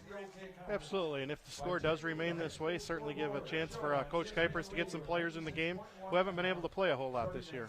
And if during the second half of action you hear us hesitate a little bit when Holland High has the ball or when we're trying to identify a Holland High defensive player, we'll remind you, in case you joined us late, that Holland High wears on the road white jerseys with white numbers on them. And they are the most difficult numbers to read since, West Catholic came out with gray on gray or something like that. Why a uniform manufacturer would ever do anything like that, I have no idea, because it's not just broadcasters and PA announcers we're talking about that have a hard time with it. It's everybody in the stands. I mean, if I were a parent, I certainly wouldn't want my kid out there incognito. And basically, that's what these guys are. There's just a thin red stripe around the number on each back, and from any distance at all, there is no way to see it if they get into a little bit darker area. And by the way, Holland Christian has new lights coming for this field for next season, and I don't think it's any secret to say they need them. This is not an incredibly well-lit field, and it's just really, really tough. And we apologize. I mean, we'd like to be able to tell you who did what for Holland High right away. You're probably hearing some extra noise up here in the press box tonight. It's because everybody's trying to figure out, who's doing what for the Dutch, and it's just a tough situation. We're not complaining. My goodness, we've got a week 9, and we're here in shirt sleeves. That's pretty amazing. But it is a little tougher than ordinarily happens for us as broadcasters and as public address announcers and spotters. So we'll do the best we can, and we'll look forward to next week. We told you we were going to talk about next week. I think it's safe to say we'll have a Zeeland team on next Friday night. We just don't know which one. So stay tuned. The selection show, as we said, is Sunday night. By Monday, we'll figure out where and when, and then by Monday night on the pledge, we should be able to announce the game that we're doing next Friday night. Playoffs are always exciting. Countdown starts at 5 and works its way down to 0. We would like nothing more than to take a local area team to Ford Field, as we've done 4 times with Zeeland West and once with Holland Christian. So we're looking forward to that, aren't we? Absolutely. Yeah, we like going there. So high school playoff football is a great time here in the state of Michigan. It certainly is. Pretty complicated system, but it's held up and stood the test of time, and it's done quite well for itself. So we're ready to go. 32 will get the ball to begin the second half. Tyler Furge is the kicker, and he'll set it up on the right side hash mark as the Dutch go left to right here in the third period. All 5 officials gathered directly at midfield on the big HC logo, talking about where they're going for dinner after the game tonight or something, anyway. So Brady Howe, Mr. Everything, will go back. The 2 up guys will be Hoekstra and Schaub. Van Eerden's out there. Brinks is out there. Van Weeren's out there. So all the really good runners and hands guys are on kickoff receive for Holland Christian. And here's LaFurge to put it in play as we start period number 3 on WPNW Zeeland, Holland, Grand Rapids. We'll get it down to about the 15. On the run, it's Brady Howe. It's 20 to 25. Brady Howe met and dropped at the 33-yard line. So that's where the Maroons will start this, their 4th possession of the game. All 3 other possessions have ended with them turning it over on downs. Brady Howe caught that football with a full head of steam, and he was looking for a really good run back there. The Dutch did a nice job covering the kick and held Brady Howe to the 33-yard line. Right side hash mark, 1st and 10, Holland Christian. Schaub in at running back, 3 receivers to the left. For Brady Howe out of the shotgun. And now we'll pause for a moment. We'll look at the sideline to see if Coach Kuipers wants to change the play. Schaub's going to adjust over to Howe's right. And here's the first snap of the second half. This will be a Schaub running play straight up conduct, Holland Christian. I suspect that's on the bench. 15-yard penalty. Still first down. A lot of frustration, I think, is building for the Maroons right now. The 32-yard line after the 15-yard penalty.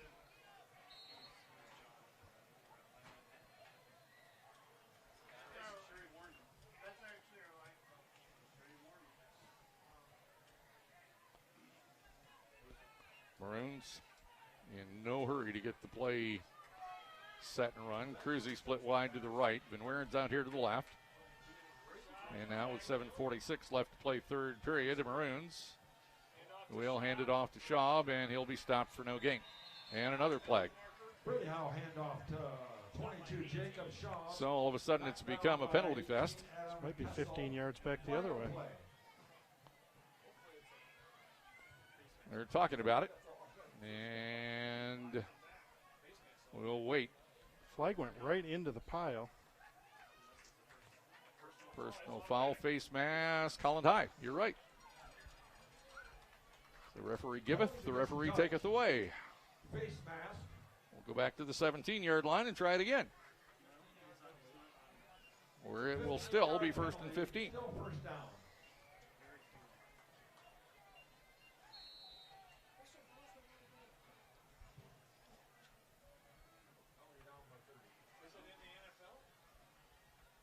.32 zip Dutch, 7.5 left to play third period. Holland Christian driving from the 17-yard line. This is Schaub, who will be met. Most of Schaub's successful runs go either outside to the left or to the right.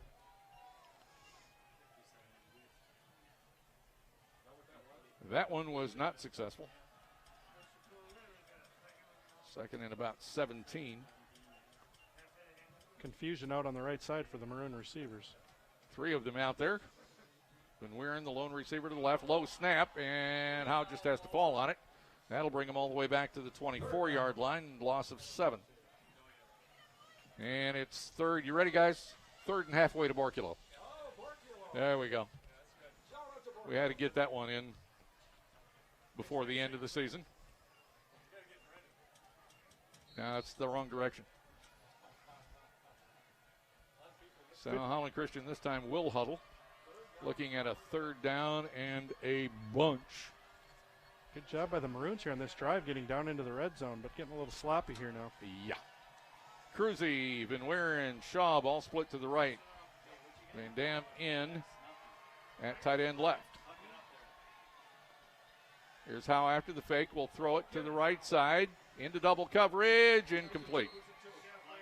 The two Holland High defenders ran into each other, but Will Van Weeren could not go up and get it. Brady Howe down for the Maroons. And we might have a foul against Holland High for roughing Brady Howe after he let it go.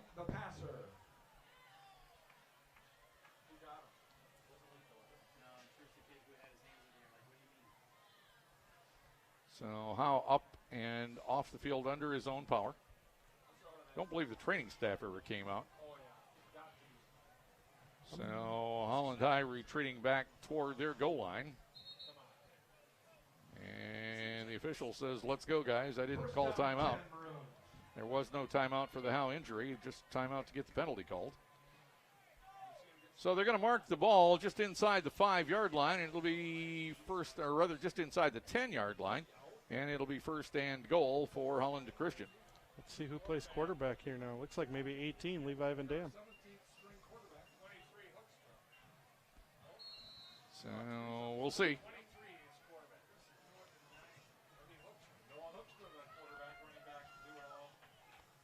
Schaub is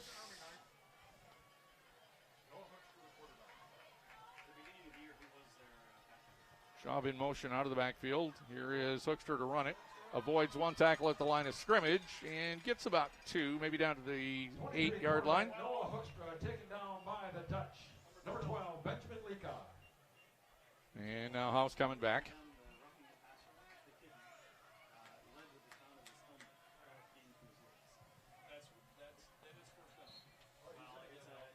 Down to 5:21 to play in the third period. Still 32-0. No scoring here in the second half as of yet.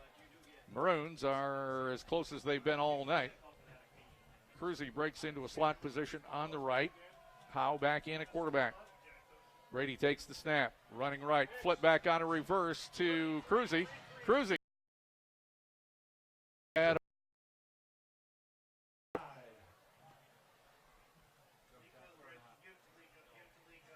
Boy, Cruzy ended up coming right into the back of the legs of Noah Hoekstra there. And now he's limping off.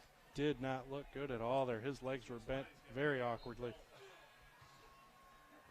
Good news is he got off the field under his own power.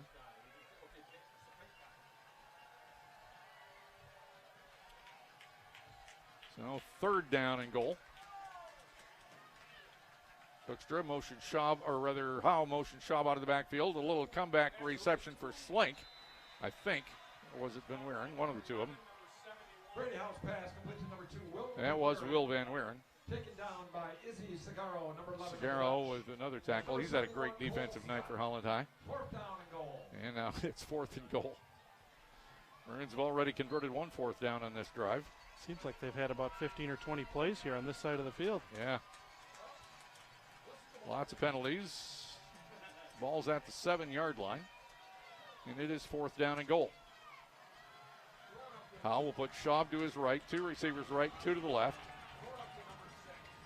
Or rather, 1 to the left. That's Slank. Now they motion Cruzy to the left, leaving Van Weeren alone on the right. He'll look toward Van Weeren. Lob it up for him. Corner of the end zone. Van Weeren goes up and catches it.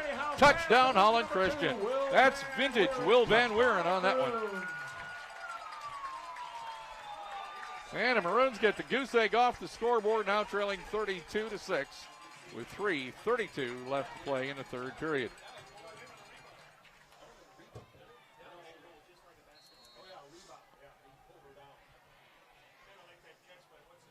Another great catch by Will Van Weeren. As Scott said earlier tonight, he's made us come to expect those. Holland High, no slouches in the defensive backfield. They're pretty good back there.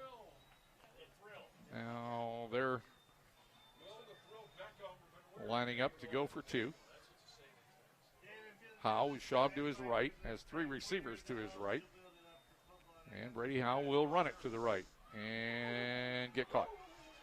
Now that 2-point conversion play is not going to work. 3:32 left, third period, 32-6. Holland High over Holland Christian on the pledge.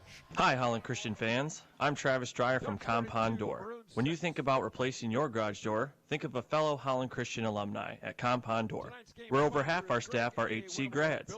We carry CHI garage doors. CHI offers a large selection of traditional and carriage house styles, designs, and windows. Come by our showroom and see the full collection of CHI doors powered by LiftMaster operators at Compound Door on the corner of New Holland and 136th in Holland, or online at compounddoor.com. You don't have to choose between a college that has an excellent academic reputation and one that's serious about Christian conviction. At Calvin College, we live both of these things every day, in every moment. That means we think deeply about the world we live in, its people, the discoveries, all of it. And we wrestle with how our faith applies to every aspect of what we're learning. If you want to learn more and go deeper, you'll fit in well at Calvin. Find out more and about how we do faith and learning at calvin.edu. Calvin.edu. 96.5 FM and 1260 AM. The Play. Well, I'm sort of half looking for an onside kick here. Donovan Webb deep for Holland High. Jacob Van Heist to do the honors with the right foot for Holland Christian.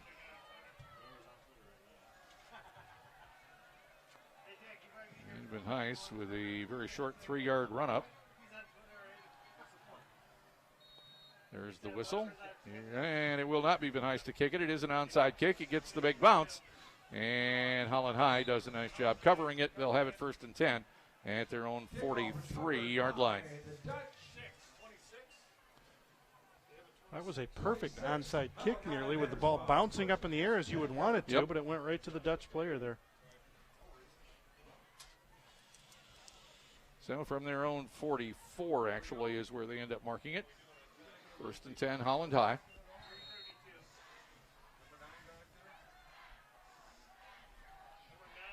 Castle at quarterback.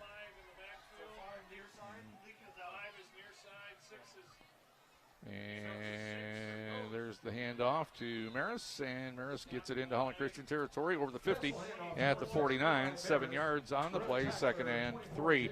These guys are just an amazing. Their normal strategy. Yeah.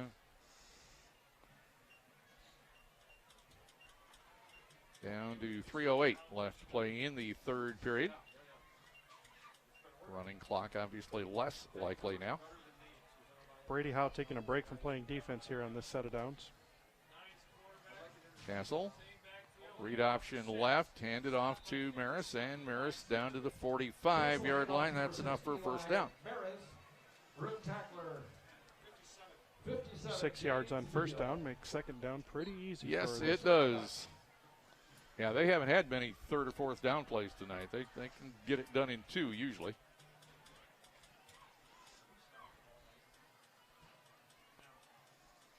Just one receiver. He is split to the right.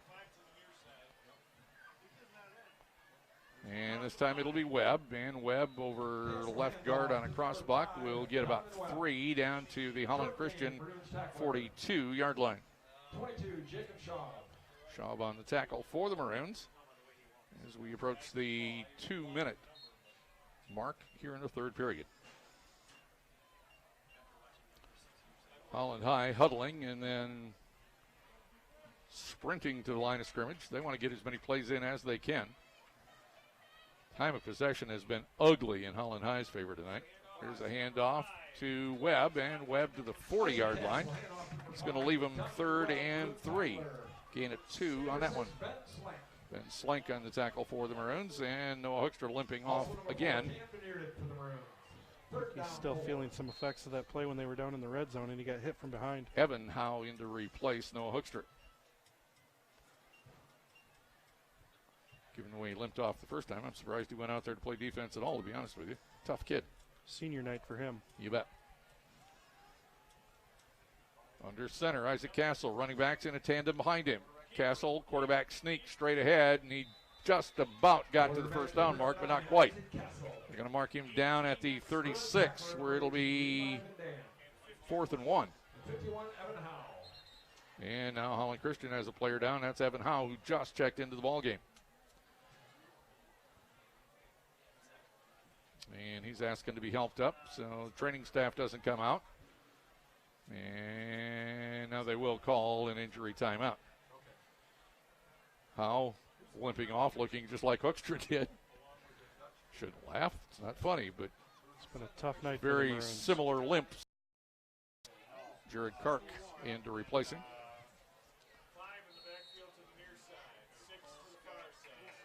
Harrison Webb behind Castle, the quarterback, on a 4th and 1. Quarterback sneak, and first down for Isaac Castle. Isaac Castle. Going to mark him down at the 33-yard line. Needed about a half a yard and got 3 out of it. That offensive line for Holland High is quite a force here tonight. Under a minute to play third period here on the Pledge. Holland High in a blowout over Holland Christian, 32 to 6 rather. Ball on the 33-yard line. That's what I saw when I glanced at the scoreboard. Here's a sweep to the left. That'll be Webb. And Webb is running free all the way down inside the 15-yard line. And Webb will be marked at the 13. Nice gain for Webb, but nice job by the Maroon defenders tracking him down there because he really wanted to go for 6 there. I don't know that we've seen a back this year that has a quicker first and second step than Donovan Webb. I mean, he is gone when he gets to that line of scrimmage.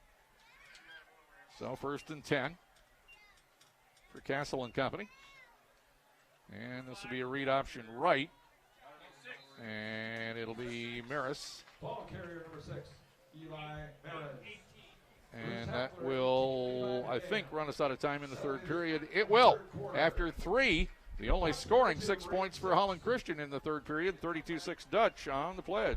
Michigan hearing experts want you to know the real effects of hearing loss. Hearing loss can signal dementia. It's true. But there's good news. Treating hearing loss can ward off dementia. It's time to treat hearing loss at Michigan Hearing Experts. Good folks with a heart for people. Not patients, people. Let's treat hearing loss in your life today. Michigan Hearing Experts in Holland, Grand Haven, Jenison, and MichiganENTAllergy.com. Craftsmen of world-class landscapes and outdoor living spaces, Hollandia Outdoors has been serving West Michigan since 1965. Today, they have become a premier outdoor living design and build company, utilizing top artisans from around the nation and latest technology to create the most unique and memorable spaces. Whether you need lawn care and maintenance, landscape design and installation, or snow removal, since 1965, Hollandia Outdoors has been enhancing the outdoor experience of the West Michigan area. 96.5 FM and 1260 AM. The Pledge. Back with you to begin quarter number 4 on the final night of the high school football regular season in the state of Michigan. Dutch lead at 32-6. And they are threatening again with a 2nd and 9 from the Holland Christian 14-yard line.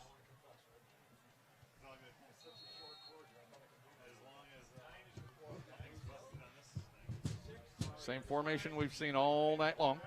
2 tight ends, single receiver out to the left, 2 running backs. That's a false start by the tight end on the right for Holland High. That one was pretty obvious. So instead of 2nd and 9, it'll be 2nd and 14. And they're going to put the ball out at the 19-yard line.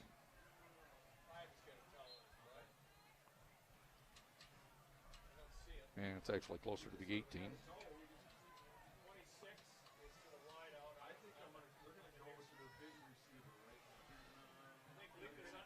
Castle now staggers his backs in an offset eye and puts one of them in motion. And they'll throw it out to the right flat. 15, 10, 5. And that should be a touchdown, I think. Yes, it is. Touchdown, Holland High. Was that Webb or Maris? It was Donovan Webb.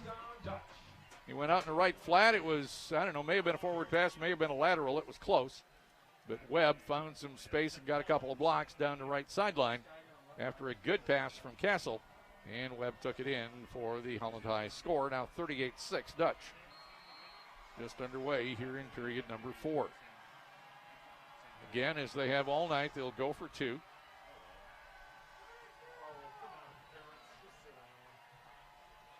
And here is Castle, which looked like a handoff to Webb. He is, point is no good. 2-point conversion and somehow the ball came loose and Castle had to fall on it. And that will do it. So no 2-point conversion. We're back in just a second. Skur Printing and Mailing believes you are their #1 boss. You are the purpose for what they do. So what are the top 5 things Skur Printing and Mailing does to earn your biz? Friendly attitudes, principled service, honest answers, responsiveness, simplicity. That's it. Well, actually, this is better. Skur Printing and Mailing makes you and your business look great. Here's where you go to skurprinting.com to see everything they can do for you and your biz. Go ahead, skurprinting.com. Reputations take years to build. Advantage Marine took advantage of that time to build theirs the right way.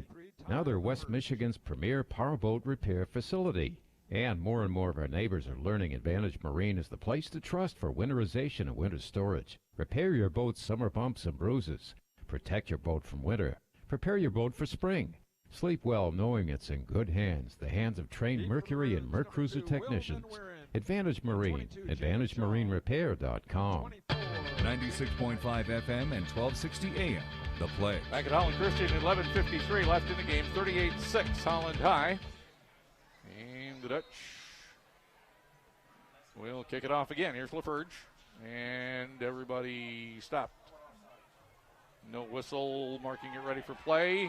And there is finally a flag as one of the Holland High players got across the line of scrimmage. And now the officials are going to have to talk about it. They're not sure whether that's a penalty or not, to be honest with you. And that's what's happening right here.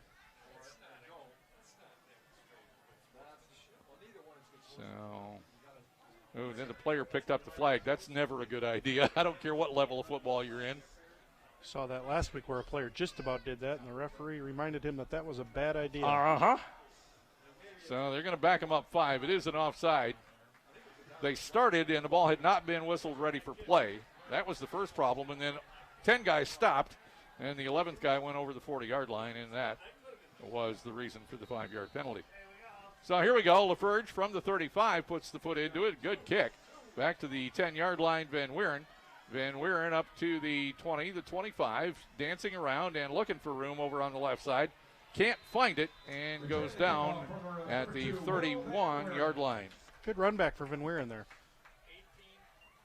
Dutch tackler number 18, Adam Kessel. Don't remember Van Weeren having a lot of opportunities on kick returns this year. No, but you're right. He did a very nice job on that. Actually going to put it out at the 32-yard line, so we'll give him another yard on the return. And it looks like Noah Hoekstra, who was throwing the ball on the sideline, testing out the gimpy leg, is going to throw it. And Brady Howe does not have a helmet on, and he is limping over here on the sideline as well. So this is becoming a mash unit for Holland Christian. Down to the 4th-string quarterback, Noah Hoekstra, who's gimpy himself. This is Schaub, finds some running room. No, it's not. It's Van Eerden who finds some running room up the middle. And he'll get it out to the 38-yard line. That's a gain of 6. 2nd and 4 coming up for Holland Christian. Coach Kuiper's on the phone with the JV coach looking for some players right now. Yeah, no kidding. We're looking up here for some guys with eligibility left. I don't know what.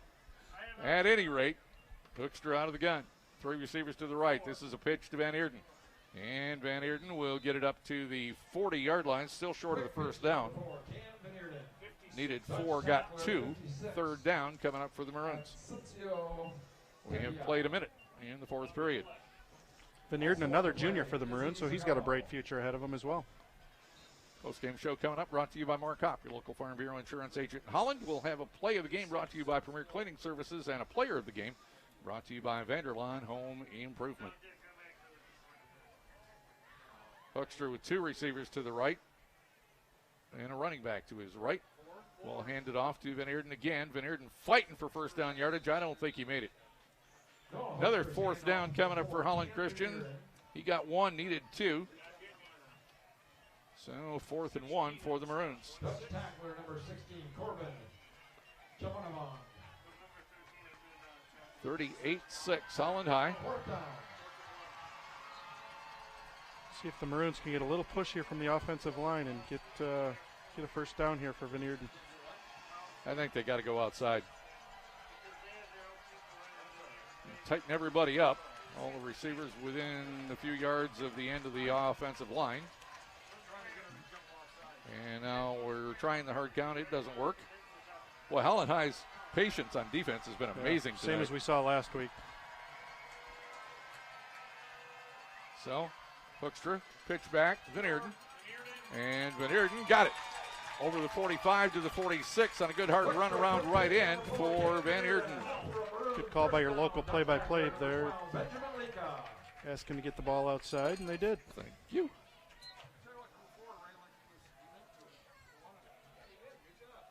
Down to 9.5 to play in a ball game. Maroons driving, trailing 38-6. 1st and 10. Hoekstra, handoff, Van Eerden again. And Van Eerden up to midfield. That's a gain of 3. 2nd and 7 for Holland Christian. For the Dutch, number 56, Asensio Tepia, and number 12, Benjamin. Say one thing for the Holland Christian fans, the ones that came have stayed. Doesn't appear that many have left, if any at all. From midfield. 2nd and 7. Hoekstra, hard count, almost got him to jump. Nose guard just about went offside, but not quite. Now Hoekstra takes the snap, pitches it out to the right. This is Schaub, and Schaub will get back to the line of scrimmage, and that's about it. That was what appeared to be a late hit out of bounds. The Maroon bench didn't like it. Benjamin Leka putting a little extra shoulder into Jacob Schaub there. But no flags on that hit.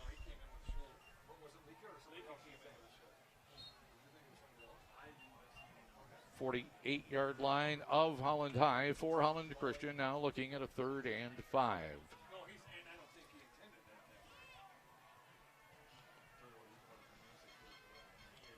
Everybody waiting to get the play in. And now we're ready to go. Slink, wind out to the left. Van Dam, tight end on the right. It's the short side of the field. Handoff, Schaub. Nice hesitation to get around one tackler and then eluded a couple of others and got it down to within a yard of a first down, but it's going to be another 4th down play for Holland Christian. They'll mark it at the 44-yard line of Holland High. Schaub making me look bad on that play. I said he was having a hard time running up the middle, but he did a nice job on that one, going between the left tackle and the center there. Now Van Eerden back in to replace Schaub.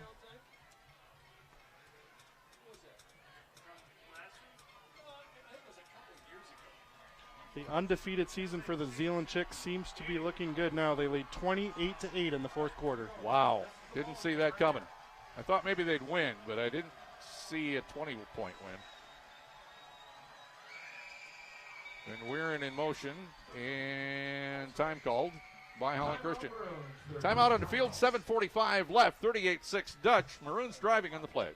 Imagine your home reinvented with a distinctive Clopay garage door. With so many beautiful styles to choose from, Quality Door Company can help you rejuvenate your home's appearance by creating a dramatic entrance that makes a bold statement. To see what inspires you, try the Clopay Door Imagination System online and upload a picture of your own home. Explore the possibilities at ImagineClopay.com. For more information, visit our locations in Holland, Grand Rapids, Muskegon, or South Haven. As a mom, I want to make sure my family is safe on the road and our vehicle can be counted on. I also want to make sure that our vehicle fits us as a busy family of 5 with sports and carpools. But as a businesswoman, I also want it to be stylish and classy, bold and sleek, and scream confidence. That's why I like Fords and why I love my team at Barber Ford in Holland. They get me. They get my life. Whatever my budget, either new or pre-owned, they are worth a stop. Barber Ford in their brand new showroom, corner of US 31 and 8th Street in Holland. 96.5 FM and 1260 AM. The Play. From press box at Holland Christian, 7:45 left in the season for the Maroons. The Dutch on their way to their first playoff invitation since 2011. 38-6. Holland Christian the ball at the Dutch 44. Noah Hoekstra, fourth string quarterback, running the team. High snap, and that is Schaub who took the snap at quarterback.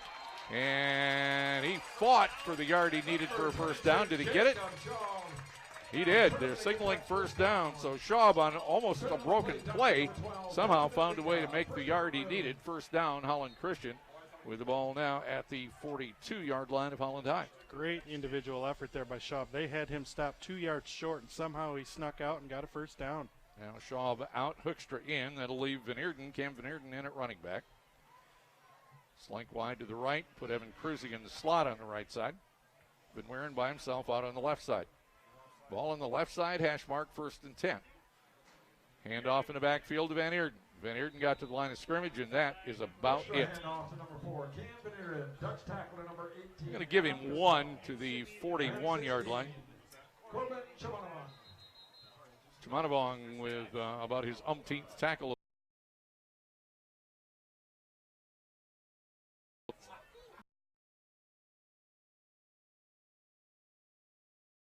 Noah Hoekstra.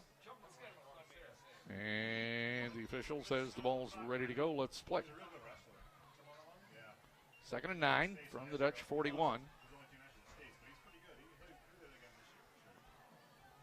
Here is Noah Hoekstra out of the shotgun for Holland Christian. He puts Van Eerden in motion out of the backfield.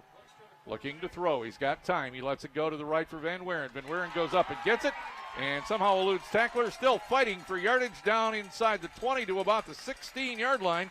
Goes Will Van Weeren, and he's still not on the ground. One of the Holland High defenders is. 25 yards on the play for Hoekstra to Van Weeren.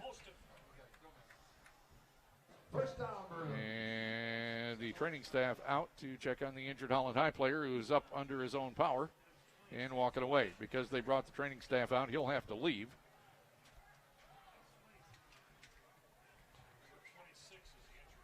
A injury to Malachi Vanderswag.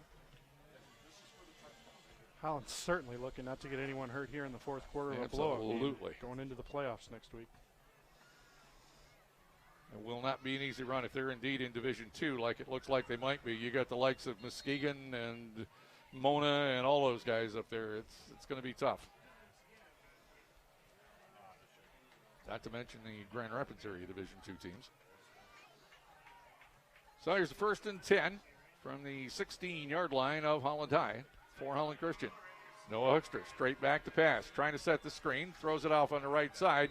Intended for Van Eerden, but he missed him to his left, and it'll be 2nd and 10 for Holland Christian. Self-defense throw there for Noah Hoekstra with a Dutch defensive lineman about twice as tall as him coming in quickly. Yeah, that's what made me think it was a screen. I think he just got through the offensive line. Unfortunately for the Maroons, that's happened quite a bit tonight.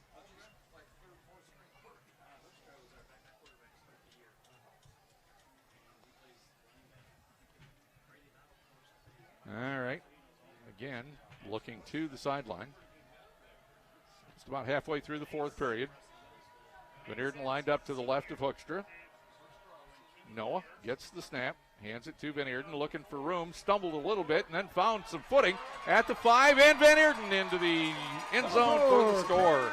Well, that was a great run because he looked like he almost lost his balance after he took the handoff, and from 16 yards out, Cam Van Eerden puts the Maroons on the board again to make it 38-12. 12-6, Holland Christian leads if you just count the second half. Never mind. Sounded good, didn't it? Yeah, I thought so.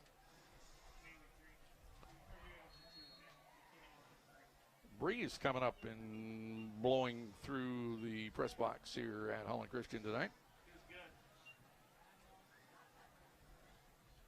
And now Hoekstra to line him up to go for 2. A little confusion on the part of the receivers. Now we've got it all worked out.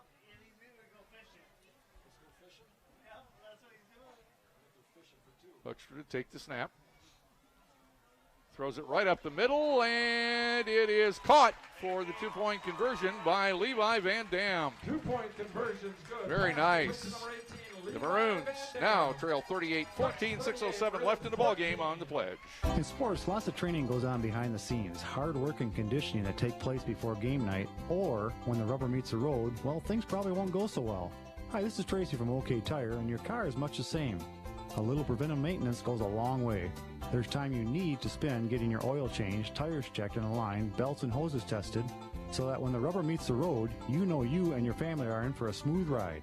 At OK Tire, that's what we do. OK Tire, your hometown tire store in Holland, Hamilton, and Zeeland. You don't have to choose between a college that has an excellent academic reputation and one that's serious about Christian conviction.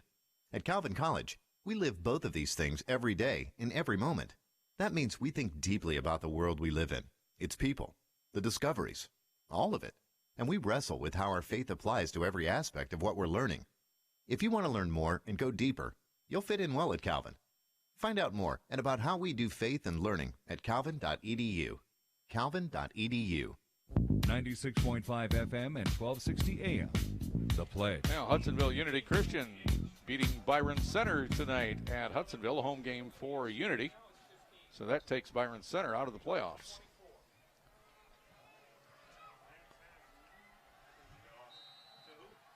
So who's going to kick off?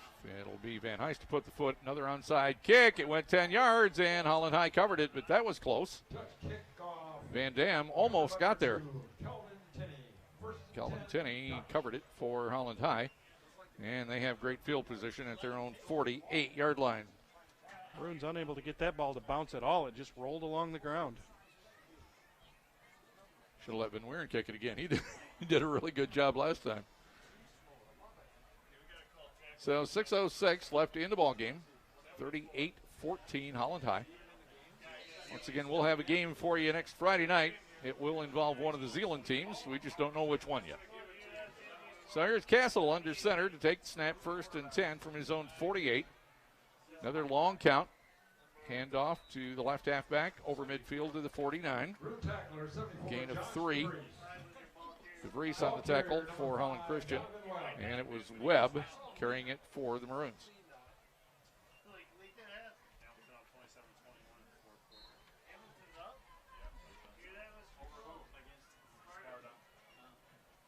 Hamilton over Sparta 27-21.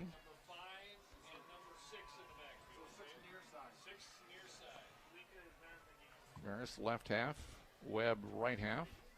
Castle looking to coach Pratley on the sideline.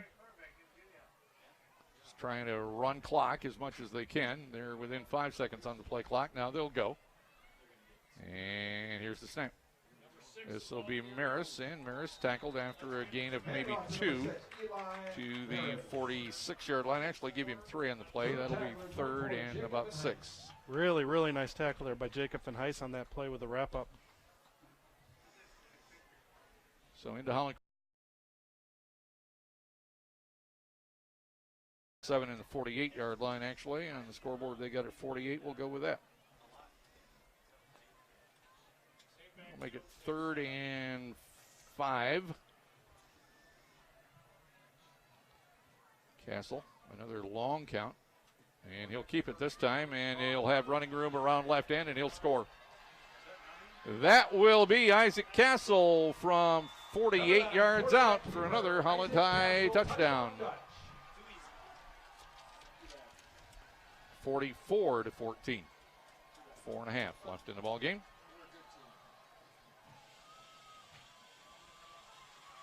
Our points against average is over 40, I believe, at this point. It has been a defensive struggle for Holland Christian all year long. They showed promise on offense, put up 40 points themselves on several occasions, but on the defensive side of the ball, it has been a struggle. Again, going for two. Castle kind of jumped out from under center. That was almost a false start. Now they're ready to go. And this will be Webb in for the 2 points. 2-point conversion good, number 5, Donovan Webb. 4:30 left. It is 46-14 Dutch on the pledge. Hi, Holland Christian fans. I'm Travis Dreyer, part owner of Compound Door. When you think about replacing your garage door, think of us at Compound Door. We carry the Wayne Dalton line of garage doors powered by LiftMaster. Wayne Dalton offers a large selection of traditional or carriage house styles in steel, fiberglass, or wood. Come see the full collection of Wayne Dalton doors at Compound Door on the corner of New Holland and 136 in Holland, or online at compounddoor.com. Compounddoor.com. Michigan hearing experts want you to know the real effects of hearing loss. Hearing loss can signal dementia. It's true, but there's good news. Treating hearing loss can ward off dementia. It's time to treat hearing loss at Michigan Hearing Experts. Good folks with a heart for people, not patients, people. Let's treat hearing loss in your life today. Michigan Hearing Experts in Holland, Grand Haven, Jenison, and MichiganENTAllergy.com. 96.5 FM and 1260 AM. The Pledge. LaFerge with a line drive kick taken by Van Dam at about the 30-yard line, and he returned it up to the 44-yard line. That was a good catch to start with, and then a pretty decent run back for the big tight end, Levi Van Dam. From their own 44, the Maroons with a limping Noah Hoekstra at quarterback. Schaub will be in at running back. 32-point lead for the Dutch. 4:24 left in the ball game. Hoekstra first and 10. Takes the shotgun snap. They rush 6. Schaub hesitates and then gets past the first line, the second line, into Dutch territory down to the 47-yard line. Goes Jacob Schaub. Same play that they were running with Van Eerden for some success here in the second half. 9 yards on the carry and a 2nd and 1 coming up for Holland Christian.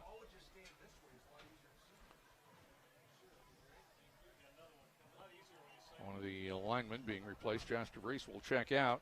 And in for the Maroons is Ryan Palumbo, one of the seniors on.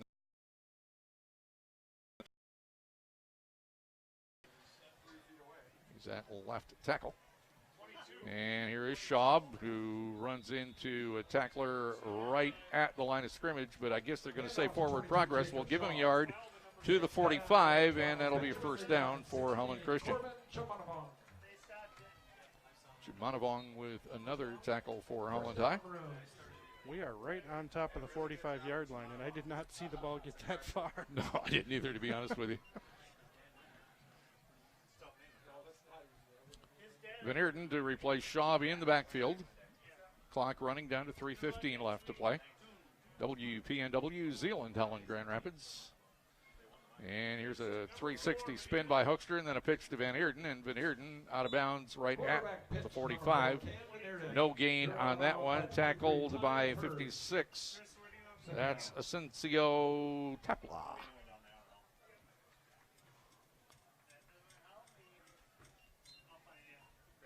And they actually did give him, again, they gave him a yard we didn't see. To the 44, 2nd and 9. A little late in the game to start giving us extra yardage, but we'll take it. Slink's going to check out. The Maroons are going to line up everybody tight. Now they're trying to figure out what the play is. And a lot of time on the play clock. Now we're ready to go. Ethan Brinks is in the backfield. And here goes Van Eerden around a block by Brinks. Van Eerden looking for room around left end. Can't find much. He's over the 40 to the 39-yard line. He did get about 5 on the play. And that will bring up second and, 4 for Holland Christian? Make it third, I'm sorry, and 4. Christopher Abreu. Third down. Chris Abreu on the tackle for Holland High.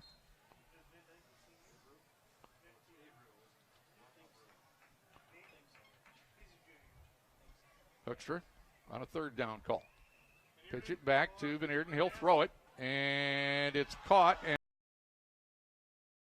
Weeren, really nice play by one of the Dutch defensive backs there. Van Weeren had that one, and the defensive back just ripped it out of his hands.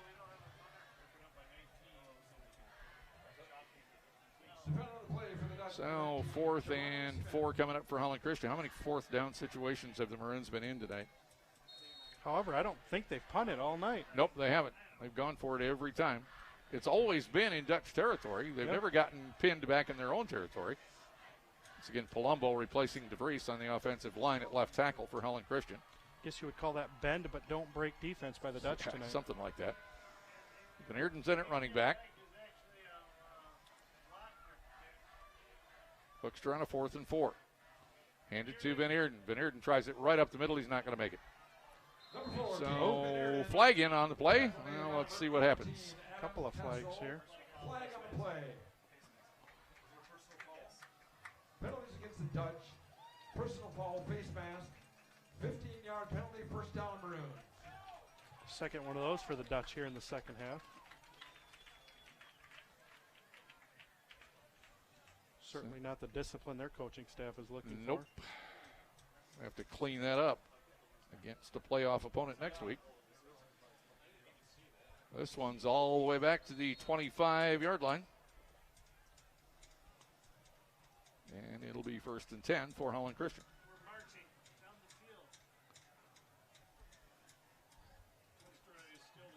Maroons break the huddle. Slank comes out wide to the right. They're going to put Krusig in the slot on the right side. That'll leave Van Weeren alone on the left. Van Dam, the tight end, on the left side of the formation.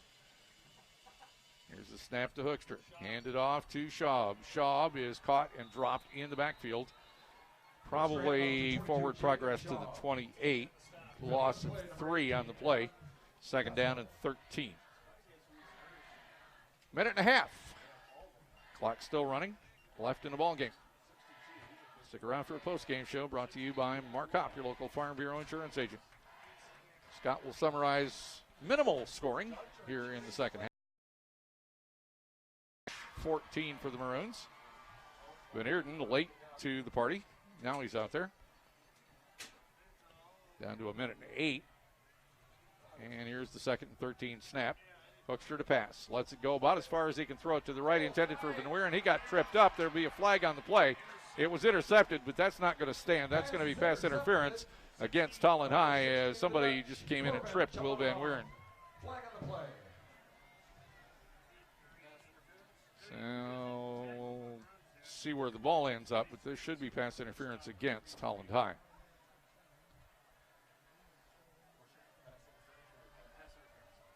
Penalties against the Dodge. Pass interference. So they'll bring it back to the line of scrimmage, which was the 29. And they'll march off 15 down to the 14. Or the 13 would make more sense mathematically.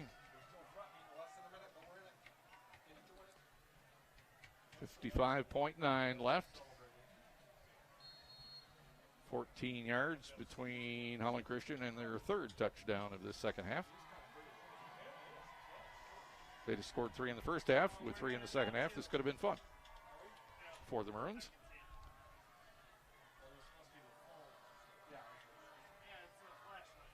Here's a gimpy Hoekstra to fake it to Van Eerden and then drop back to pass. Rolls to his right, stops, lets it go for nobody in particular. It was intended for Krusig at the right pylon, but thrown out of bounds. Evan Krusig, incomplete. Cruzy hasn't had very many targets, not only tonight, but all season. He's done a great job being a decoy out there, but not been targeted all that often. Palumbo checking in again.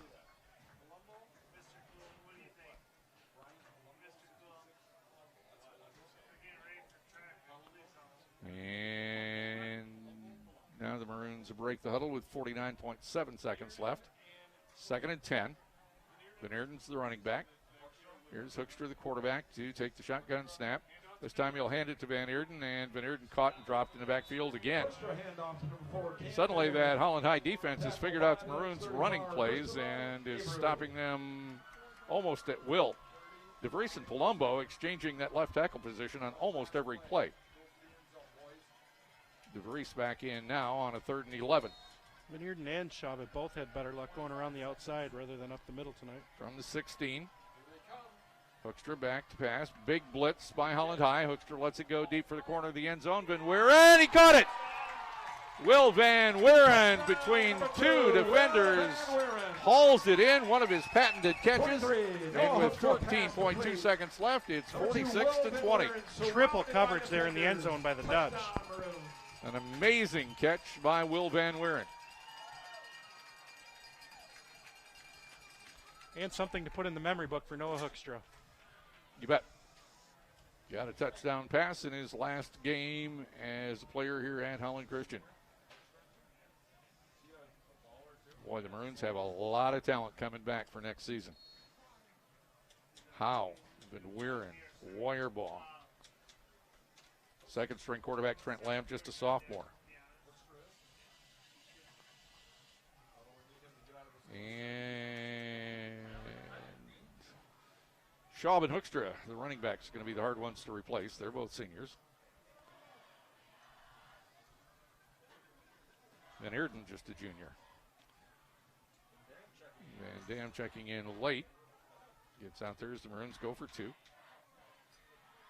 Hoekstra getting chased. Look out, Noah. He threw it, and it is caught for the 2 points. And that is Van Dam. Levi Van Dam checked into that formation late. He was in a slot on the right, and he went up and made a Van Weeren-like catch. So with 14.2 seconds left, the Maroons close it to within 24 at 46-22. Don't know how you feel about moral victories, but if there is such a thing, I think you got to give Holland Christian a lot of credit. We said at halftime they have shown a lot of guts, is the best word I can come up with, in the second half of a lot of games this year. They could have mailed it in on their 4th string quarterback, getting beat up badly on the line of scrimmage on both sides of the ball, and yet they come out here in the second half, and with Noah Hoekstra at the controls, they put up 22 points here in the second half. Yeah, this will make the post game for the Maroons a lot more easy to handle tonight. You bet. For sure. Van Dam's a senior as well, so that was a great moment for him there to catch the 2-point conversion from Hoekstra. And it will help all these juniors to have a good taste in their mouth as they go into their off-season conditioning programs. Some of them, of course, will be under the tutelage of Mr. David Cool as they begin the basketball season in about 6 weeks.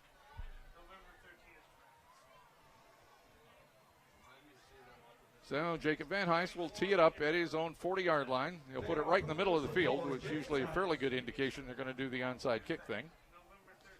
Although Van Heist is going back the 7 or 8 yards he uses for a normal run-up. Holland High's defenders are between the 15 and 20-yard line. And this will be a little pop-up kick coming down to the 32, where it's caught by Holland High. The return out to the 37-yard line, where the receiver just gives himself up with a slide. So one play, take a knee by Castle, and we'll be out of here with just 7.8 seconds left. Great way for Holland High to qualify and go into the playoffs. A nice, relatively easy win against Holland Christian. And we've told you how the Maroons will feel going into the locker room after this one. Pretty good, having put up 22 points against this Holland High team in the second half. So victory formation for Holland High.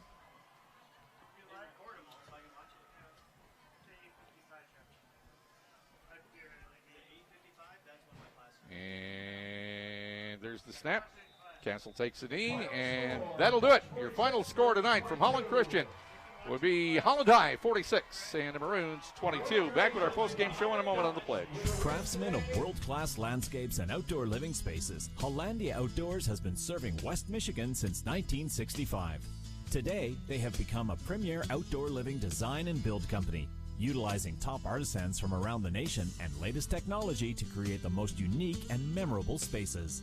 Whether you need lawn care and maintenance, landscape design and installation, or snow removal, since 1965, Hollandia Outdoors has been enhancing the outdoor experience of the West Michigan area.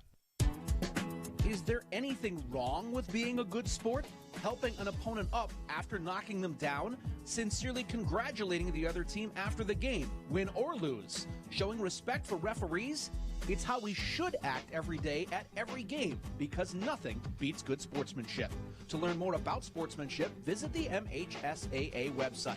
A message from the Michigan High School Athletic Association, promoting the value and values of educational athletics.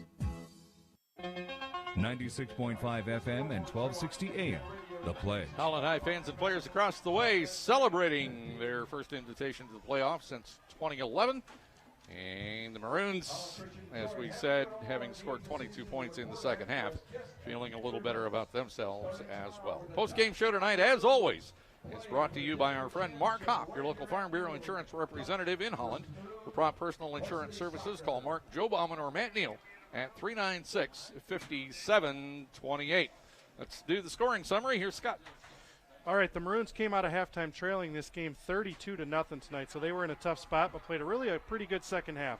With 3:32 to go in the third quarter, there was a 5-yard touchdown pass from Brady Howe to Will Van Weeren. The 2-point conversion failed, and the Dutch led 32-6. That was the only score of the third quarter. In the fourth quarter, with 11:53 remaining, there was an 18-yard touchdown pass from Castle to Webb for the Dutch. The 2-point conversion failed, however, they did lead 38-6. With 6:07 to go in the fourth, there was a 16-yard touchdown run by Cam Van Eerden, Hoekstra to Van Dam for the 2-point conversion, and the Maroons trailed 38-14. With 4 minutes and 30 seconds to go in the game, there was a 48-yard touchdown by Castle for the Dutch. Their 2-point conversion was by Donovan Webb, and the Dutch pretty much put the game on ice at 46-14. The Maroons were able to get in the end zone one more time with 14 seconds left in this game. Hoekstra to Van Weeren for a 16-yard touchdown pass. Hoekstra to Van Dam for the 2-point conversion. The final score tonight, the Holland High Dutch 46 and the Maroons of Holland Christian 22. Tonight's player of the game is brought to you by Vanderlaan Home Improvement in Hudsonville. Let Vanderlaan Home Improvement help defend your home against the elements of West Michigan weather with new windows, siding, doors, or a new roof. Your player of the game, Donovan Webb for Holland High School. Tonight's play of the game is brought to you by Premier Cleaning Services, providing exceptional housekeeping and real estate cleaning services